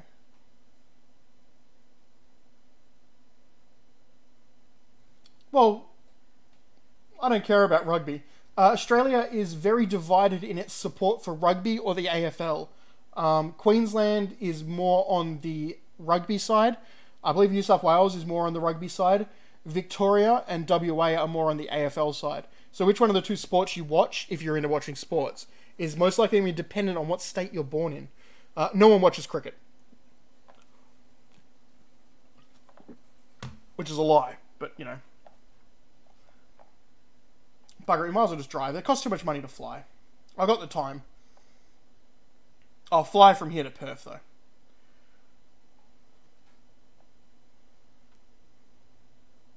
So I hope you are enjoying your education that's coming with this entertainment today. Okay. See the Beaufort Darwin Centre. Tasmania doesn't even count. Take a boat to Melville Island. Check the Diamond Beach Casino. Inspect the Chinese temple. So if you look up photos of Cyclone Tracy's devastation in Darwin, you'll see that nearly the entire town was leveled. Darwin was made out of wooden structures, tin metal structures. There were brick buildings, but a lot of the cheaper places were quite shoddily put together. And Cyclone Tracy, which is what Australians call typhoons or hurricanes, depending on where you come from, they're called cyclones here, leveled most of the town, which helped enact statewide rules about how buildings should be built. Port Hedland, where I lived, there was distinct rules about how it had to be brick with metal reinforcement inside, because we don't want towns being knocked over by cyclones. That costs a lot of money to rebuild them. It's a lot safer to build them safe in the first place. Oh, no spare socks here. Nope. The old gentleman here shows you a little post bag which arrived in the mail a while ago. It contains a fine woolen sock with a picture of Sturt's Desert Rose on it. There we go. Another thing, so we're doing states and territories.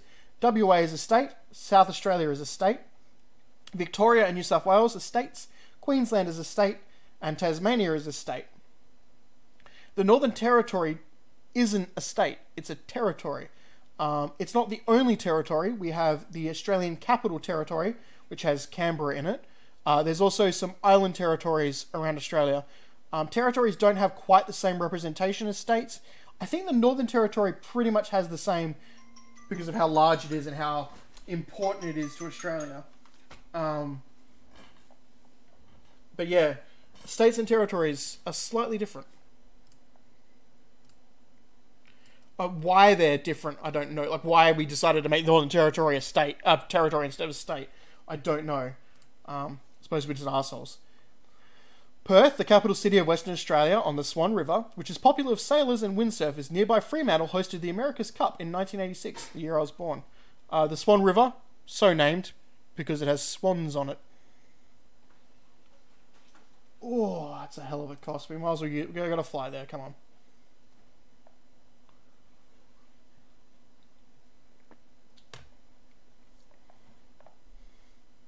I don't think we've got a time limit on this one. So it might be better just to save our money. Visit the Wacker cricket grounds, the Western Australian Cricket Association. Drive down to Fremantle, take a ferry to Rottnest Island, go to Scarborough Beach. So Fremantle is a port city, pretty much absorbed into Perth at this point. There's no gap in between the two. There's just suburbs all the way there. Rottnest Island is Dutch for rat's nest because it has quokkas on it. And the Dutch explorers who discovered Western Australia, Dirk Hartog, discovered Western Australia before Captain Cook. He landed up north. I think it's near Kalbarri. Somewhere up there. There's a little island he landed on, and he found Rottnest Island and named it Rottnest because of the little rat quackers. Quackers are very cute. Recommend you look them up. Adorable creatures. Can't touch them. Will get fined a lot of money. Mostly because a cricket player kicked one. So yeah. And Scarborough Beach is popularly known as Scabs. You head on down to Scabs if you want to go down to the beach. Or if you go down to Cottesloe Beach, you're heading down to the Cots. So yeah. Because we're lazy fucks. We can't even say the name of Scarborough. Where could the sock have gone? I'll start at the cricket ground. You go straight to the clubhouse. The administrator is here and is eager to get rid of a sock which arrived here by mail last week. There was no return address on the parcel, but there was a nice picture of a Mangles kangaroo paw flower on the sock. There we go. Alright. So now we want to go to Adelaide. Adelaide, famous for two things: churches and gangsters. Adelaide, one of Australia's smallest state capitals, set on a narrow coastal plain between the Mount Lofty Ranges and Gulf St. Vincent, one of its best-known buildings is the city's festival centre. Let's just drive there. Fremantle dockies wouldn't have socks. They would have eaten them, suspecting they had alcohol in it.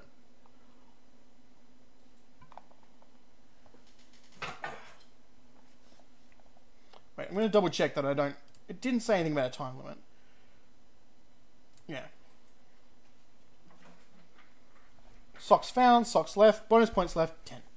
Okay. What is, maybe it's extending your... I've got plenty of time left, so yeah, okay. Visit the festival centre, travel down to Victoria Harbour, see the zoological gardens, go canoeing at Rhinewell Park. Visitor centre? Nope. Victoria Harbour. Nope. Oh, sleeping time. Oh, my alarm went off, didn't it?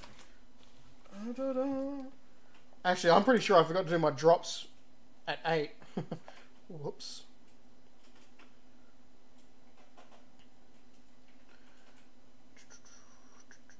So it's pred. Alright, so I've got to do pred.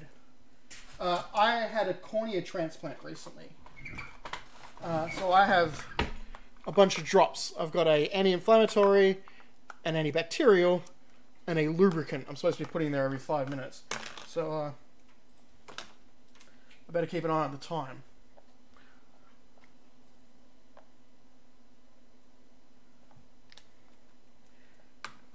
Right. Yeah, if I don't put the drops in my eye, it comes back to life and steals my soul. At least that's what the doctor said. Zoological Gardens, come on. The administrator here is glad to clear up the mystery of the sock in the mail. Sock in the mail, I assume. It arrived here by mail last week and did not have a return address or even a name on the parcel. It is a picture of a Sturt's desert rose or desert pea on it. Alright, new place, Melbourne. The worst capital city of Australia, Melbourne. The capital city of Victoria, the worst state, on the Yarra River, known as the home of Australian rules football, fuck off, which attracts the largest crowds in Australian sport. So AFL is the national sport, Australian or ARF, Australian rules football. AFL, Australian Football League, that's the national sport. The VFL is the Victorian Football League. That's where they get the start at it. The WAFL is the Western Australian Football League. They also started it. Screw you, Victoria. You liars. Let's go by bus. We've got plenty of time. Boop, boop. I've been on buses that look like that. Bloody Victorians. Can't be trusted. Say shit like AFL was invented here. Just because you got 6 teams fighting over one bloody stadium, mate. Victoria has so many teams, they actually had to send one of them to Tasmania as punishment. Visit the cricket ground, go on a Yarra River cruise, drive down to Bells Beach, go for a tram ride. It's funny that we call them cricket grounds. Most of our cricket grounds are also AFL grounds, and the AFL is more important than the cricket. In the office of the cricket club, you speak to the secretary. He gives you a package which they received in the mail a week ago. Inside the wrapping, you find a sock with a picture of a pink heath on it.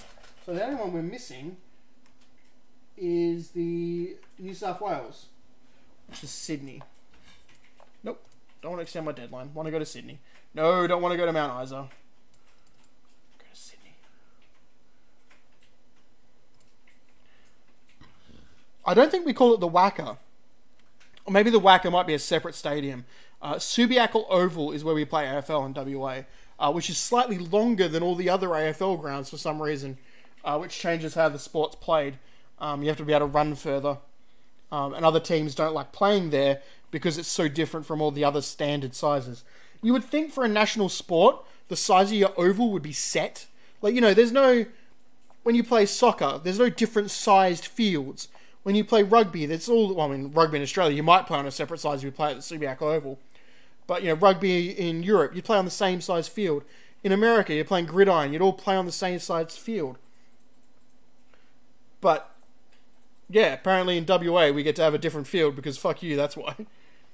Sydney, the large... Oh, we already read this, so let's just go by bus. Let's save some money. We want to make some money here. We want to make a profit.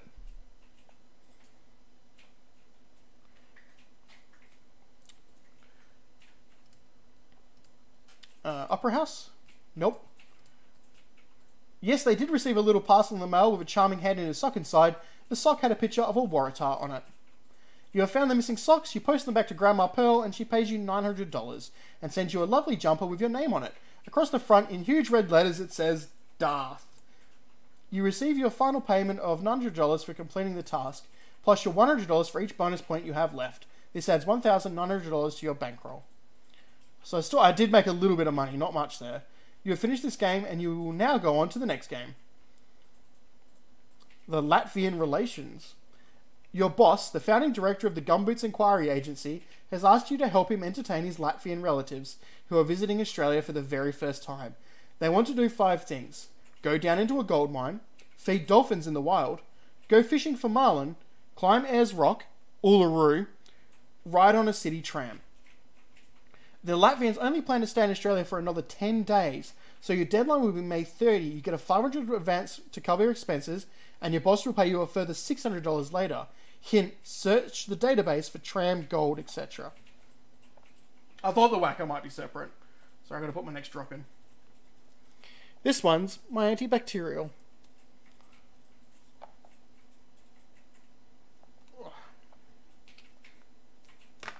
I will say, cornea transplant has gone very well. My right eye can now see almost as good as my left eye, which has a contact lens in it, a very large one that goes on the whites of the eye, and is rather expensive. So they're very happy. Alright, so let's get my paper again. I don't know where my pencil went. Oh, there it is. Alright, so what words do we want to search for?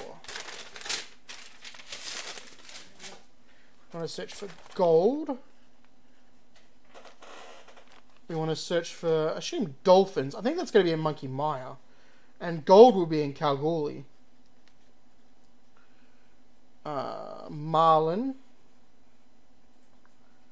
Obviously, Ayers Rock's going to be in Uluru. We don't call it Ayers Rock anymore. It's called Uluru. And tram. The tram's definitely in Melbourne. Uluru is the native Aboriginal term, the local tribe. And I'm pretty sure it was decided that calling it Ayers Rock, naming it after a discoverer from a foreign country, was a little bit fucking racist. And we should name it what it was actually named by the people who lived there. So Uluru is now the correct term for it.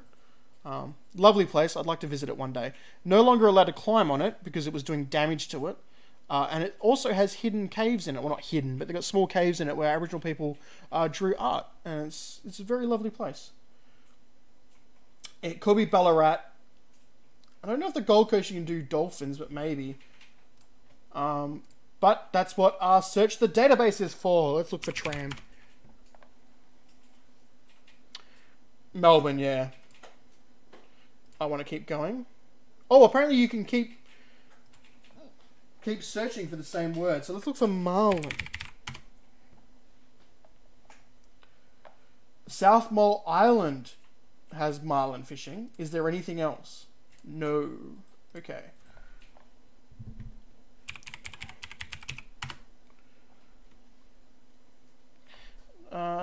we've grouped the beach at Monkey Mia or at SeaWorld near the Gold Coast. So yeah, Gold Coast.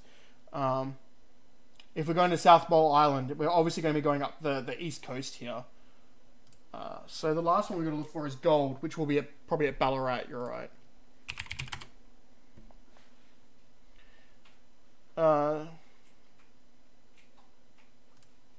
Nope, I want to keep searching, please. Nope, keep searching, please. Nope, keep searching, please. Kalgoorlie has gold mining. That's correct. I don't know if we're going to be going to Kalgoorlie. That's too far, I think. Alright, maybe if I type mine in.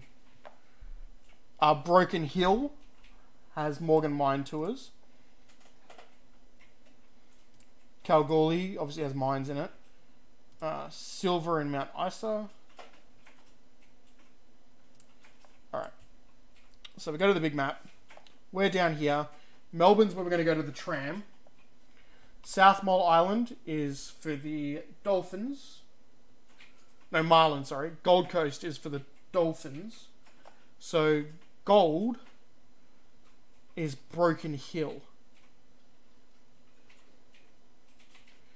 10 days. We're down here. I've got to go Melbourne, Broken Hill, Gold Coast, South Mole, and then into Uluru. I think that's the best locations to go. We've got limited time. How much was I going to get paid out again?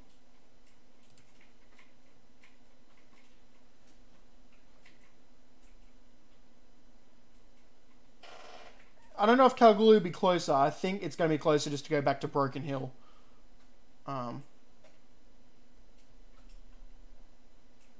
So 500 up front, 600 plus so 1,600. So I've got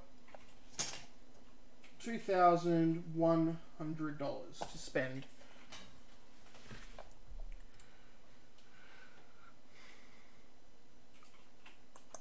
We're starting down in Tasmania. We're down in Hobart. Actually, let's have a look. What's Hobart? Hobart, the capital city of the island state of Tasmania. Site of the Rest Point Casino and the end of the popular Sydney to Hobart yacht race. Yak. Another bit of education. Tasmania was Australia's prison, which might not make a lot of sense to foreigners. Australia was England's prison. They enjoyed sending people here who had committed mostly minor crimes. Some had committed actual armed robberies of gold and stuff. But most people who got sent to Australia were very basic criminals. They were poor people who had stolen food, clothing, stuff like that. And they got sent to Australia. They worked. And when they worked enough, they were given tickets of leave, which made them free citizens again. Some of them were stuck in prisons while they were doing that. Other ones were allowed out in towns under supervision. That's how most of the towns were built. But some of the criminals were naughty people. They weren't just criminals because they were hungry. They were criminals because they were criminals. They stole money. They stole gold. And they continued doing that in Australia. And what could you do? You'd already sent people across the world to jail, to prisoner land, and they were still being naughty fucks. So some of them got sent to Tasmania. And Tasmania is a hellhole. It's cold, it's mountainous, it's covered in thick forests, and they weren't sent to places like Hobart, where there were capital cities. They were sent to places near Launceston. Tiny little places over on the sides of the island. Tiny little places where they built prisons for them, where they worked them to death, essentially. Chopping wood, and they got sent back to the Hobart and that. Some of those people didn't like being in prison on Prisoner Island, on Prisoner Continent, so they tried to escape. One of them was by the last name Pierce. He escaped with a group of people from the prison. They travelled into the interior of Tasmania, which was at that point only populated by Aboriginal tribes, who are sadly all dead now because white people killed them, but we'll skip past that. So these prisoners escaped, they travelled into the interior of Tasmania, but they had no fucking clue about how to survive in the wilderness. Australia is not easy to survive in. It takes a lot of knowledge. You've got to know what's edible, what's poisonous, what's even available at certain times of the year, and they had no clue. So amongst them, they decided the only option to keep their lives was cannibalism. I don't think they know who started it, but they whittled themselves down until there was Pierce and one other man. The other man had an axe, which they'd been using to kill, dismember, and then eat the people. And it was a fight to see who would go to sleep first. Because out of those two people left, one of them was going to get exhausted and fall asleep, and the other one was going to have the axe and kill them. And there was no arguing that. There was no working it out. They were hungry. One of them was going to die. One of them was going to survive. And Pierce is the man who survived. He ended up living with an Aboriginal tribe out there for a while, did bushrangery stuff, and was recaptured. He was not forgiven for his murder, but it was kind of accepted that he had escaped from prison. That was naughty. He was going to go back to prison, but he wasn't going to get done in for murder. He had done not self-defense, but all of them had been in on it, and they were trying to survive. At least that was his explanation, and he's the only person who survived, so... but that's not where the story ends. Pierce got sent back to the same prison, convinced another prisoner to escape with him, and he escaped a second time. And he ate that other prisoner. And there was no doubt in the Tasmanian government's mind at that point that Pierce had planned to eat that other prisoner. He had elicited a prisoner of lower intelligence to lead him into the woods, to kill him and use him as survival rations until he could get back into the interior of Tasmania. He was caught again, and that time they hung him because they had enough of the idea of him kidnapping people and eating them in the jungle. So that's another bit of education about Tasmania. I don't think we ever sent prisoners to New Zealand. I don't think we did. So let us go to Melbourne after that level. I'm really hoping you're actually enjoying this, that you're getting some education out of this, and these stories are somewhat entertaining. Lubricant first.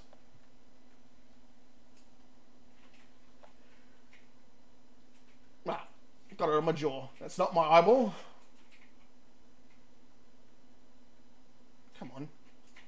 Oh, it's empty. You only get kuru from eating brains. Kuru is a degenerative brain disease that you contact from eating other human brains. They discovered it in Papua New Guinea, where ritual cannibalism of deceased family members was practiced, and the elders would eat brains, and they'd contact what was called kuru. If you played the game Dead Island, set in Papua New Guinea, the zombie invasion in that is no mystery. It is kuru, enhanced by scientific experiments. I need to get another lubricant. Yourself, Nana.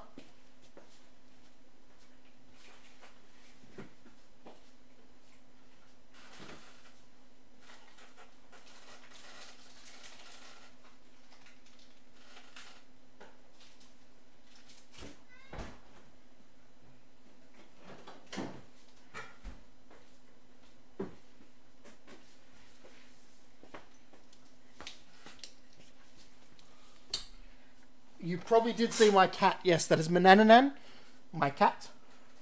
He's a bit of an asshole, and he was meowing for pats. But when I stood up, he decided he didn't want him. Oh, there we go. Lubricant in the eye.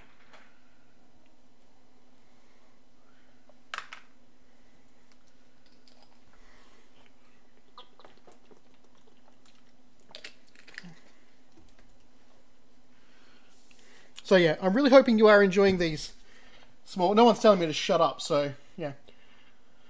We've got limited time. We've got $2,100, so let's fly. Melbourne, and they wanted to go and see the tram. So let's go for a tram ride.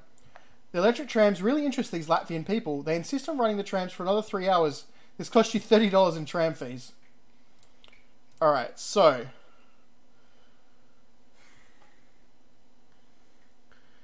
Gold Coast, South Mole... LaRue... Broken Hill. I think we'll go to Broken Hill next. Yes, the evil wizard kitty. Yep. That is who he's named after. He's a lovely cat, but he's a little bit... not aggressive or anything like that, but he's very independent.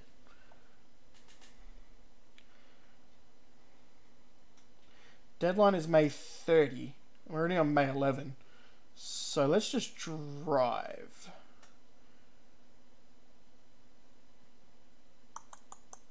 Actually, let's catch the bus to Broken Hill.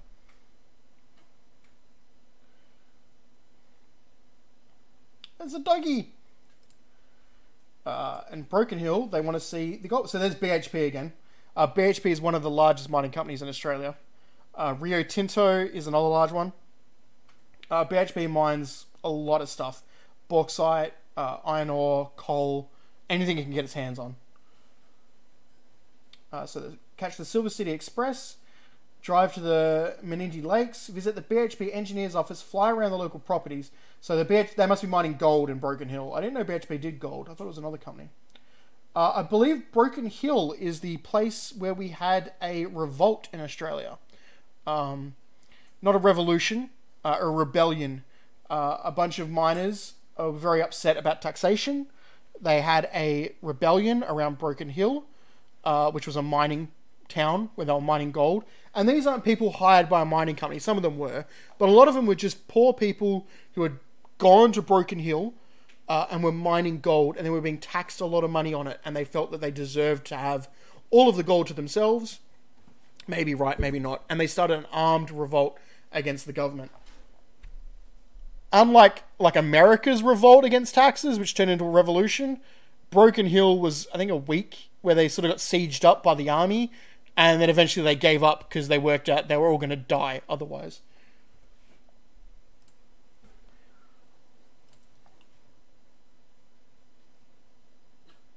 Okay, what? Shouldn't there be gold here?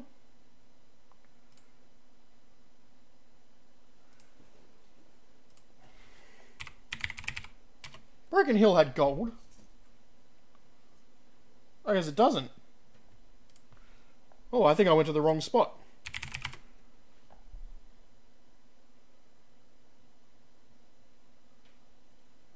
Morgan Mine Tours.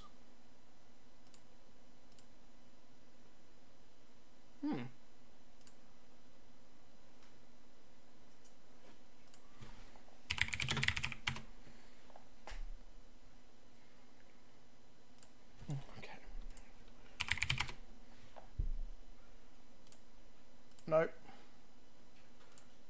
Nope. Nope. Kalgoorlie's got gold, yeah.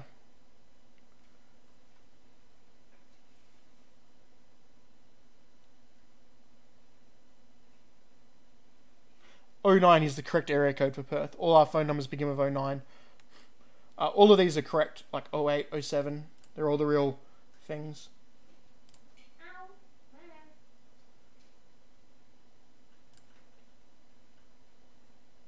I guess it might only be Kalgoorlie.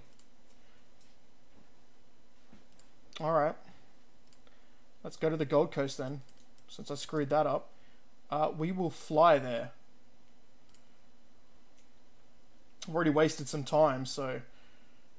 and they want to see... dolphins. Wait, what?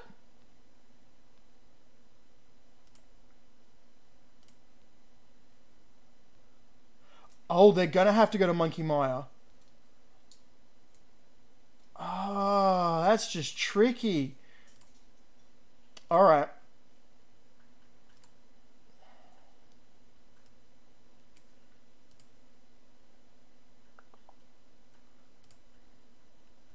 I got plenty of time since it's May 30. So this buggering up's just cost me money, not too much in the rest of it. Go fishing for marlin. You charter a boat in Chute Harbour and head out towards the Great Barrier Reef. 2 hours later, you have passed the reef, and the Latvians are trolling for marlin. Trolling? Isn't it trawling? They fish all day, and even though they catch nothing, they are tired but happy when you return to South Mole Island that evening.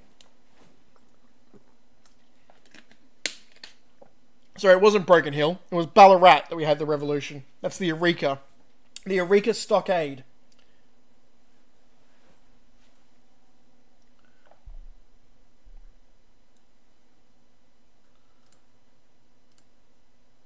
Yeah, there's no Ballarat. Broken Hill then might be where Mad Max was filmed.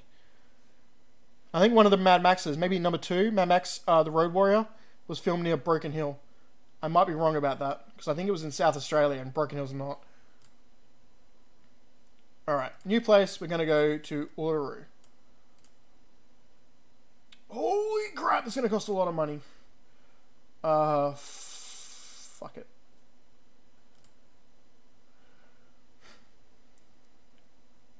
I think we've got 26 days, so it's not too bad to do this.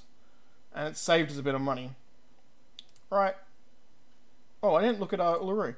Uluru, the largest monolith in the world, this magnificent rock has special significance for the local Aboriginal people. Known for its spectacular colour, which isn't pink, changes during the day. Never looks pink. Climb the rock. That would not be allowed now. What do they want to do at Uluru? They want to climb it. Surprising. The older Latvians find it tough going, but in the end they all get to the top and back safely. They all insist that you buy them one of these I Climbed Ayers Rock t-shirts too. These cost holy crap! Alright. Next place, Kalgoorlie.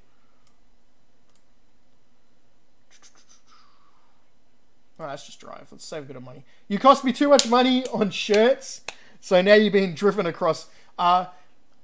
One thing I should point out, this doesn't have roads on it. You cannot drive from Alice Springs to Uluru. There is no road going this way. There's one road that goes across the bottom of Australia from WA into South Australia, and it's across the Great Australia Bight.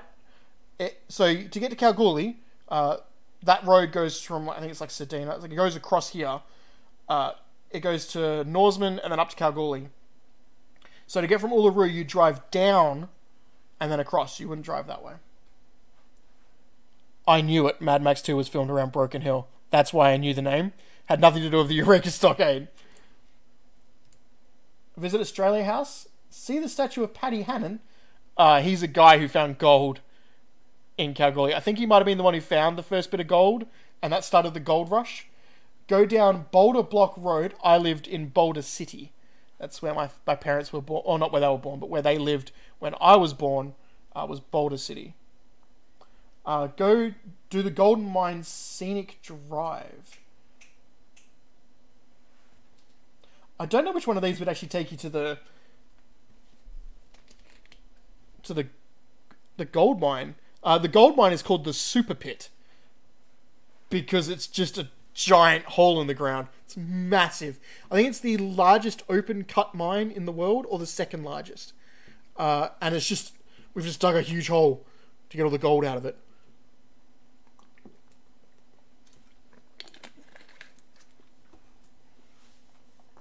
Alright, let's maybe we go to the database, we look up like golden.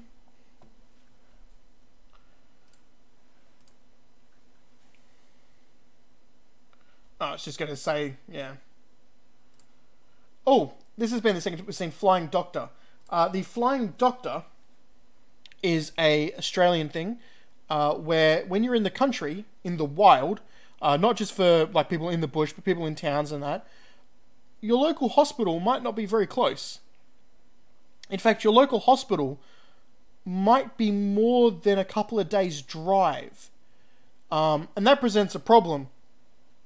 If you're very sick and you need to go to hospital now, you can't wait 2 days for an ambulance to get from the hospital to your house, and then 2 days to go from your house to the hospital. So we have what's called the Flying Doctor, which is specialized planes that will fly out to locations, They'll fly to towns. They will fly to crash sites on the road.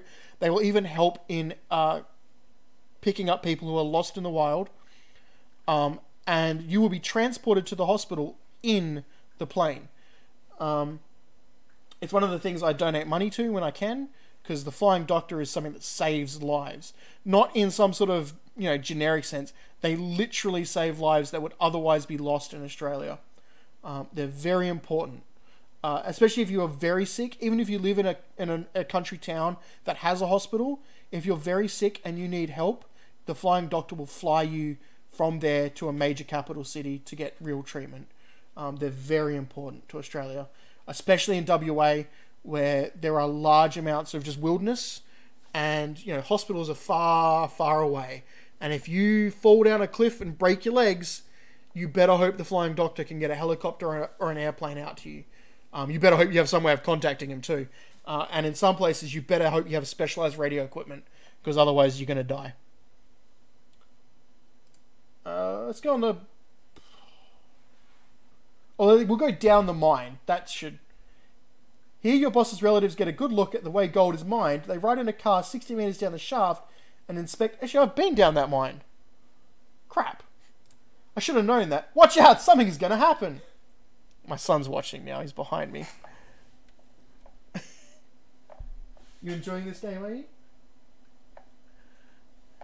Yeah. A bar of chocolate is lying on the ground. It seems untouched. What will you do? Open it and eat it, or put it in the bin? Now, I don't know how smart this game's going to be, but I can tell you how hot it is in Kalgoorlie. You ain't picking up chocolate off the ground and eating it. You'll pick up some mush. You cut your hand on the garbage bin. You spend 5 hours at the local hospital having your hand stitched. I mean, accurate. I should have eaten it. Thought I was being a smart ass. You really wouldn't get, Monkey Mire in the clear blue waters of Shark Bay. Hint, it has sharks in it. This is home of scores of friendly dolphins which regularly swim into the shallows to mingle with people near the beach. We've got plenty of time. You bastards are getting bussed to Monkey Mire. Go away. You got to May 30.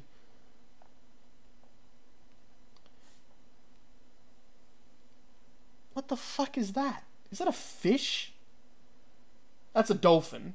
That's a little girl and a little boy, and that's a four-wheel drive, and that's a beach, which you don't need to get to. You don't need a four-wheel drive to get to Monkey Mire's beach. What the fuck is that? Is he feeding the...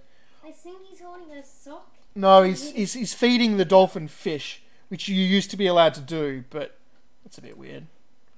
So what's available? Go for a swim, feed the dolphins, travel up to Carnarvon, buy a postcard. Carnarvon? It's a bit of a trek.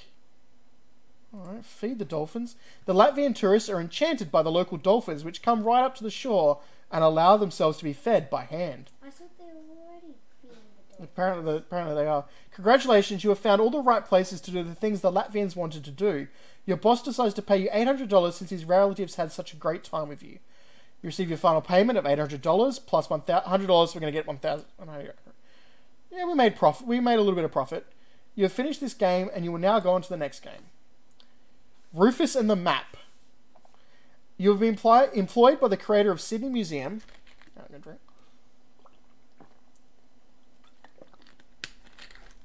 Who wants to recover a valuable map. This map was owned by one Rufus Goodfellow and shows the secret location of some priceless Aboriginal artifacts.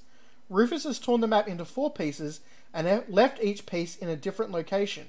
Unfortunately, Rufus has died, and your job is to find the 4 pieces of the map and return them to the museum. You've been given a cash advance of $200, and you will get another $600 when you find the map, which you must do within 20 days.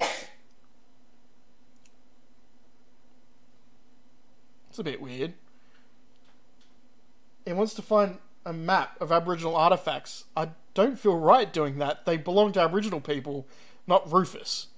It does kind of sound like Lassiter, though. Time for education. Lassiter was a guy who claimed he had found a gold reef in the middle of Australia somewhere. Lassiter's gold reef. A gold reef is a rock outcropping of quartz on the ground in a desert, and quartz has gold in it sometimes, So a gold reef is a quartz outcropping filled with gold. Thousands of dollars worth of gold in there if you can just get to it and get it back. Problem was, Lassiter got there, got back, didn't know where to go again, and when he organised the expedition, they couldn't find the gold. And it's up in the air whether there ever was gold. If Lassiter had confused fool's gold for gold, or he'd just seen quartz and decided, must be gold there. Or it's possible Lassiter was completely lying, they'd not found anything and he just wanted to have fun stealing people's money, or that he did find a gold reef, a lot of gold, and worried that his partner would steal it from him, he wrote his diary and his map to misdirect anyone. Sadly, it also misdirected himself, and he never found the gold again. Which one it was, who knows? They never found a gold reef in the area he claimed there was, or in other possible locations that you could have, you infer from the misdirection. So, who knows? Not Lassiter, because he's dead. They're all dead. It's happened like in I think it's the 20s or whatever.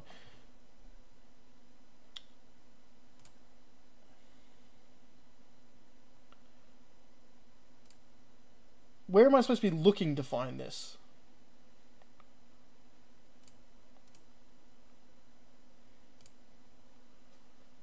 Wait.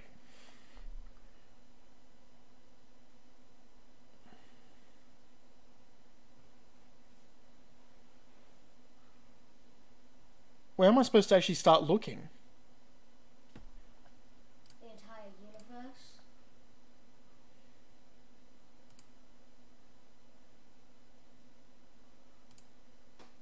The instructions don't actually give a location to start looking.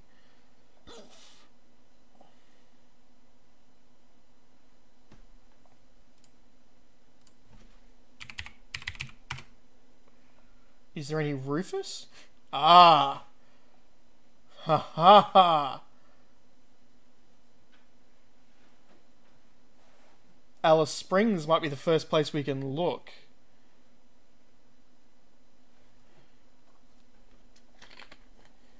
A bushman is a person who lives and works in the bush, often on stations. Bushman's clothes would be like a flannel shirt and jeans and boots.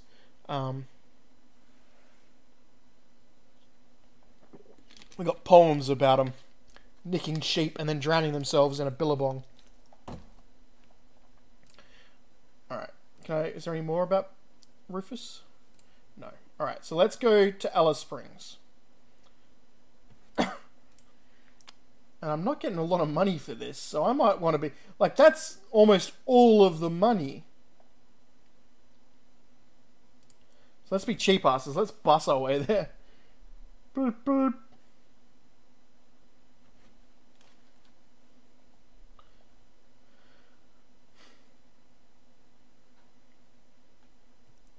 Alright, investigate.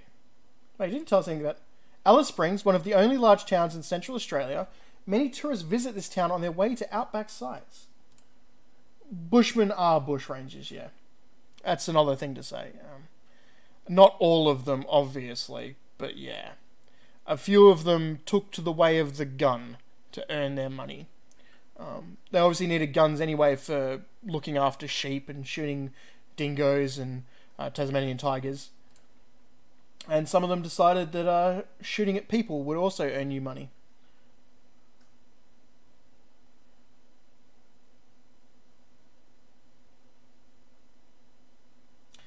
Yes. The dog called Alice is actually an Australian thing, I'm pretty sure, from Alice Springs. One of their stories about their area. Walk down to Todd River, check out the local hotels, walk down the main street, see the Telegraph Reserve. Hotels? Behind the dartboard in the Alice Hotel, you find the first piece of the map. Drinkers at the bar tell you that Rufus was not feeling well and was asking about the best way to get to Tanadu from here. Well, I think that might be our next location. I think so too. Xanadu. Xanadu, a small town in the Barossa Valley, Australia's most famous wine-producing area. The German influence in this area is seen in its many shops, signs, and Lutheran churches. I'm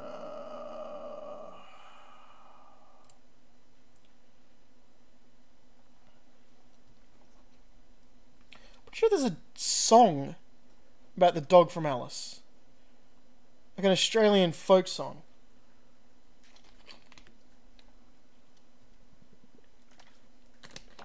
Well, I might just be thinking about the song of the town called Alice.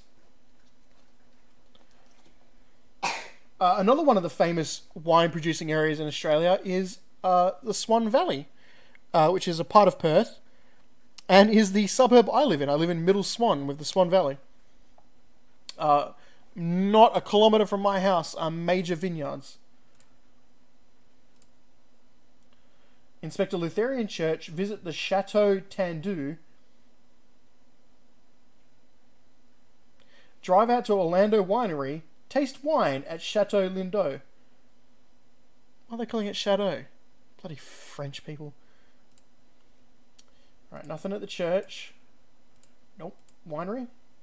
You ask about Rufus at the Orlando Winery and you're given the envelope that he left behind. In the envelope you find a second piece of the map. At a local service station, petrol station, service station, that's where you get fuel, and also food as well, like snacks and stuff like that. You discover that Rufus had his car repaired, saying that he hoped it would make it to the most easterly point of Australia. Well, that's Byron Bay. We already learned that from the first one. Crap. I've still got plenty of time. And I've already found 2 of them, so...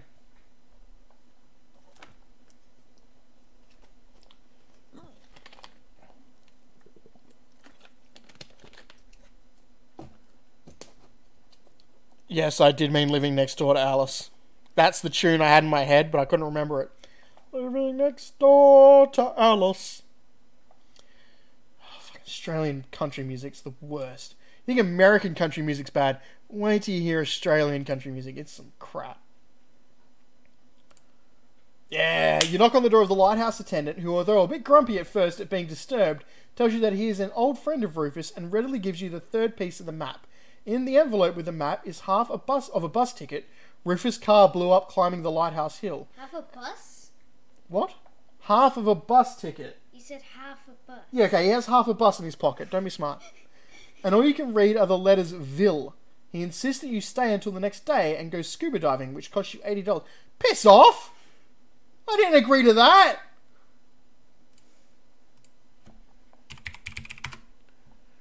Birdsville, the end of the famous Birdsville track, where many unwary tourists have perished from thirst. Things to see: the Birdsville track, the racecourse, the Birdsville hotel, the artisan boar. An artisan boar is like an aquifer boar. Tastes foul. Cyclone Athea struck Townsville, so we've got Birdsville and Townsville. Or Melville Island. I don't know if that's actually a place in the thing.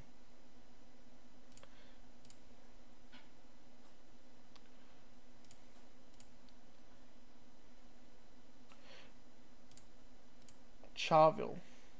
Alright, so let's go to a new place. What have we got? We've got Birdsville.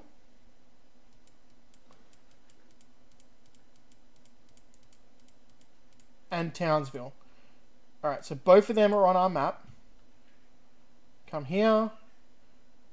We've gone from Tenuta, Alice Springs to Tenuta to Byron Bay. Townsville's to the north and Birdsville's inland. And I think it said he likes being in, so I think Birdsville's where we're going to go. Got plenty of time. I think. Got to the 1st of September and it's August 17, so we've still got more than a week. So let's save money. We'll catch the bus there again. If we need to, we can fly to Townsville if we're in the wrong spot. We've got over 10 days, so I think we're going to be fine. Oh, should I... Birdsville, the end... Oh, we already did, yeah.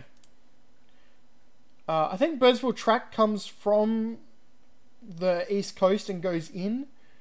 I'm I know there's a famous track going from South Australia up to the Northern Territory and back, which had a couple of explorers who didn't quite make it. They almost got all the way home before they starved and ran out of water. The sad thing was they'd passed an Aboriginal tribe not long before who, if they'd asked for, they could have got help from in how to cook and eat some of the food that was all around them. I only know that from the Bush Tucker man, because he was like, there was actually food all here, you just got to cook it the right way. So, one of those sad tales of Australia. We're filled with tales like that of people who, they could have survived if they'd only done it just a little bit better. Look for clues along the track, check out the race course, talk to the publican, go and see the bush. Don't talk to the publican. Nope. Track. Nope. Bush nurse? The bush nurse remembers Rufus. He was taken ill while he was at the race course, and she is called to help. Oh, so that's just a hint to go to the race course. You meet a trainer doing some track work. He was the first to help Rufus when he collapsed at the races, and was given some papers by Rufus for safekeeping. He gives you the papers, including the fourth piece of the map. Congratulations, you have found the 4 pieces of the map. An expedition from the museum sets out with a copy of the map and recovers the priceless Aboriginal artifacts. I feel really bad about that. They should just be leaving them there. They don't belong in a museum. They belong to the Aboriginal tribes and the Aboriginal locations. The curator of the museum is very grateful and puts the artifacts on the map on display, dedicating the expedition to you. Guessed it, Darth. Oh.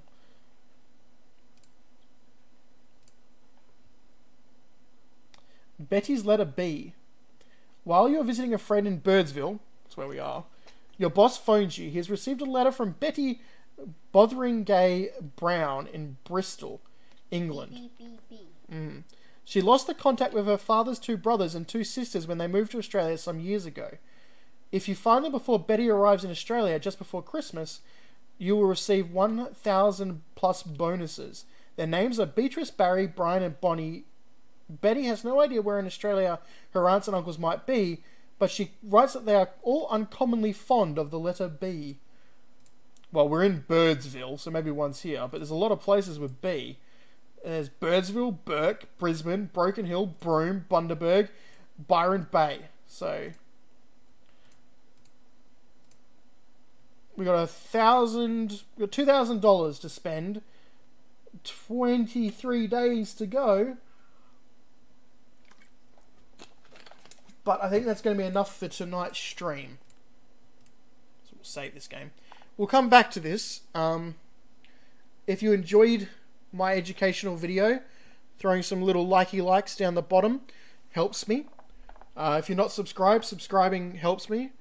If you want to join my Discord chat where we talk about nonsense, you can ask me for a link and I'll send it to you. Otherwise, thank you all for coming. My child smells. Hope you have a good night. Someone say gumboots and potatoes so I know that you've heard my goodbye.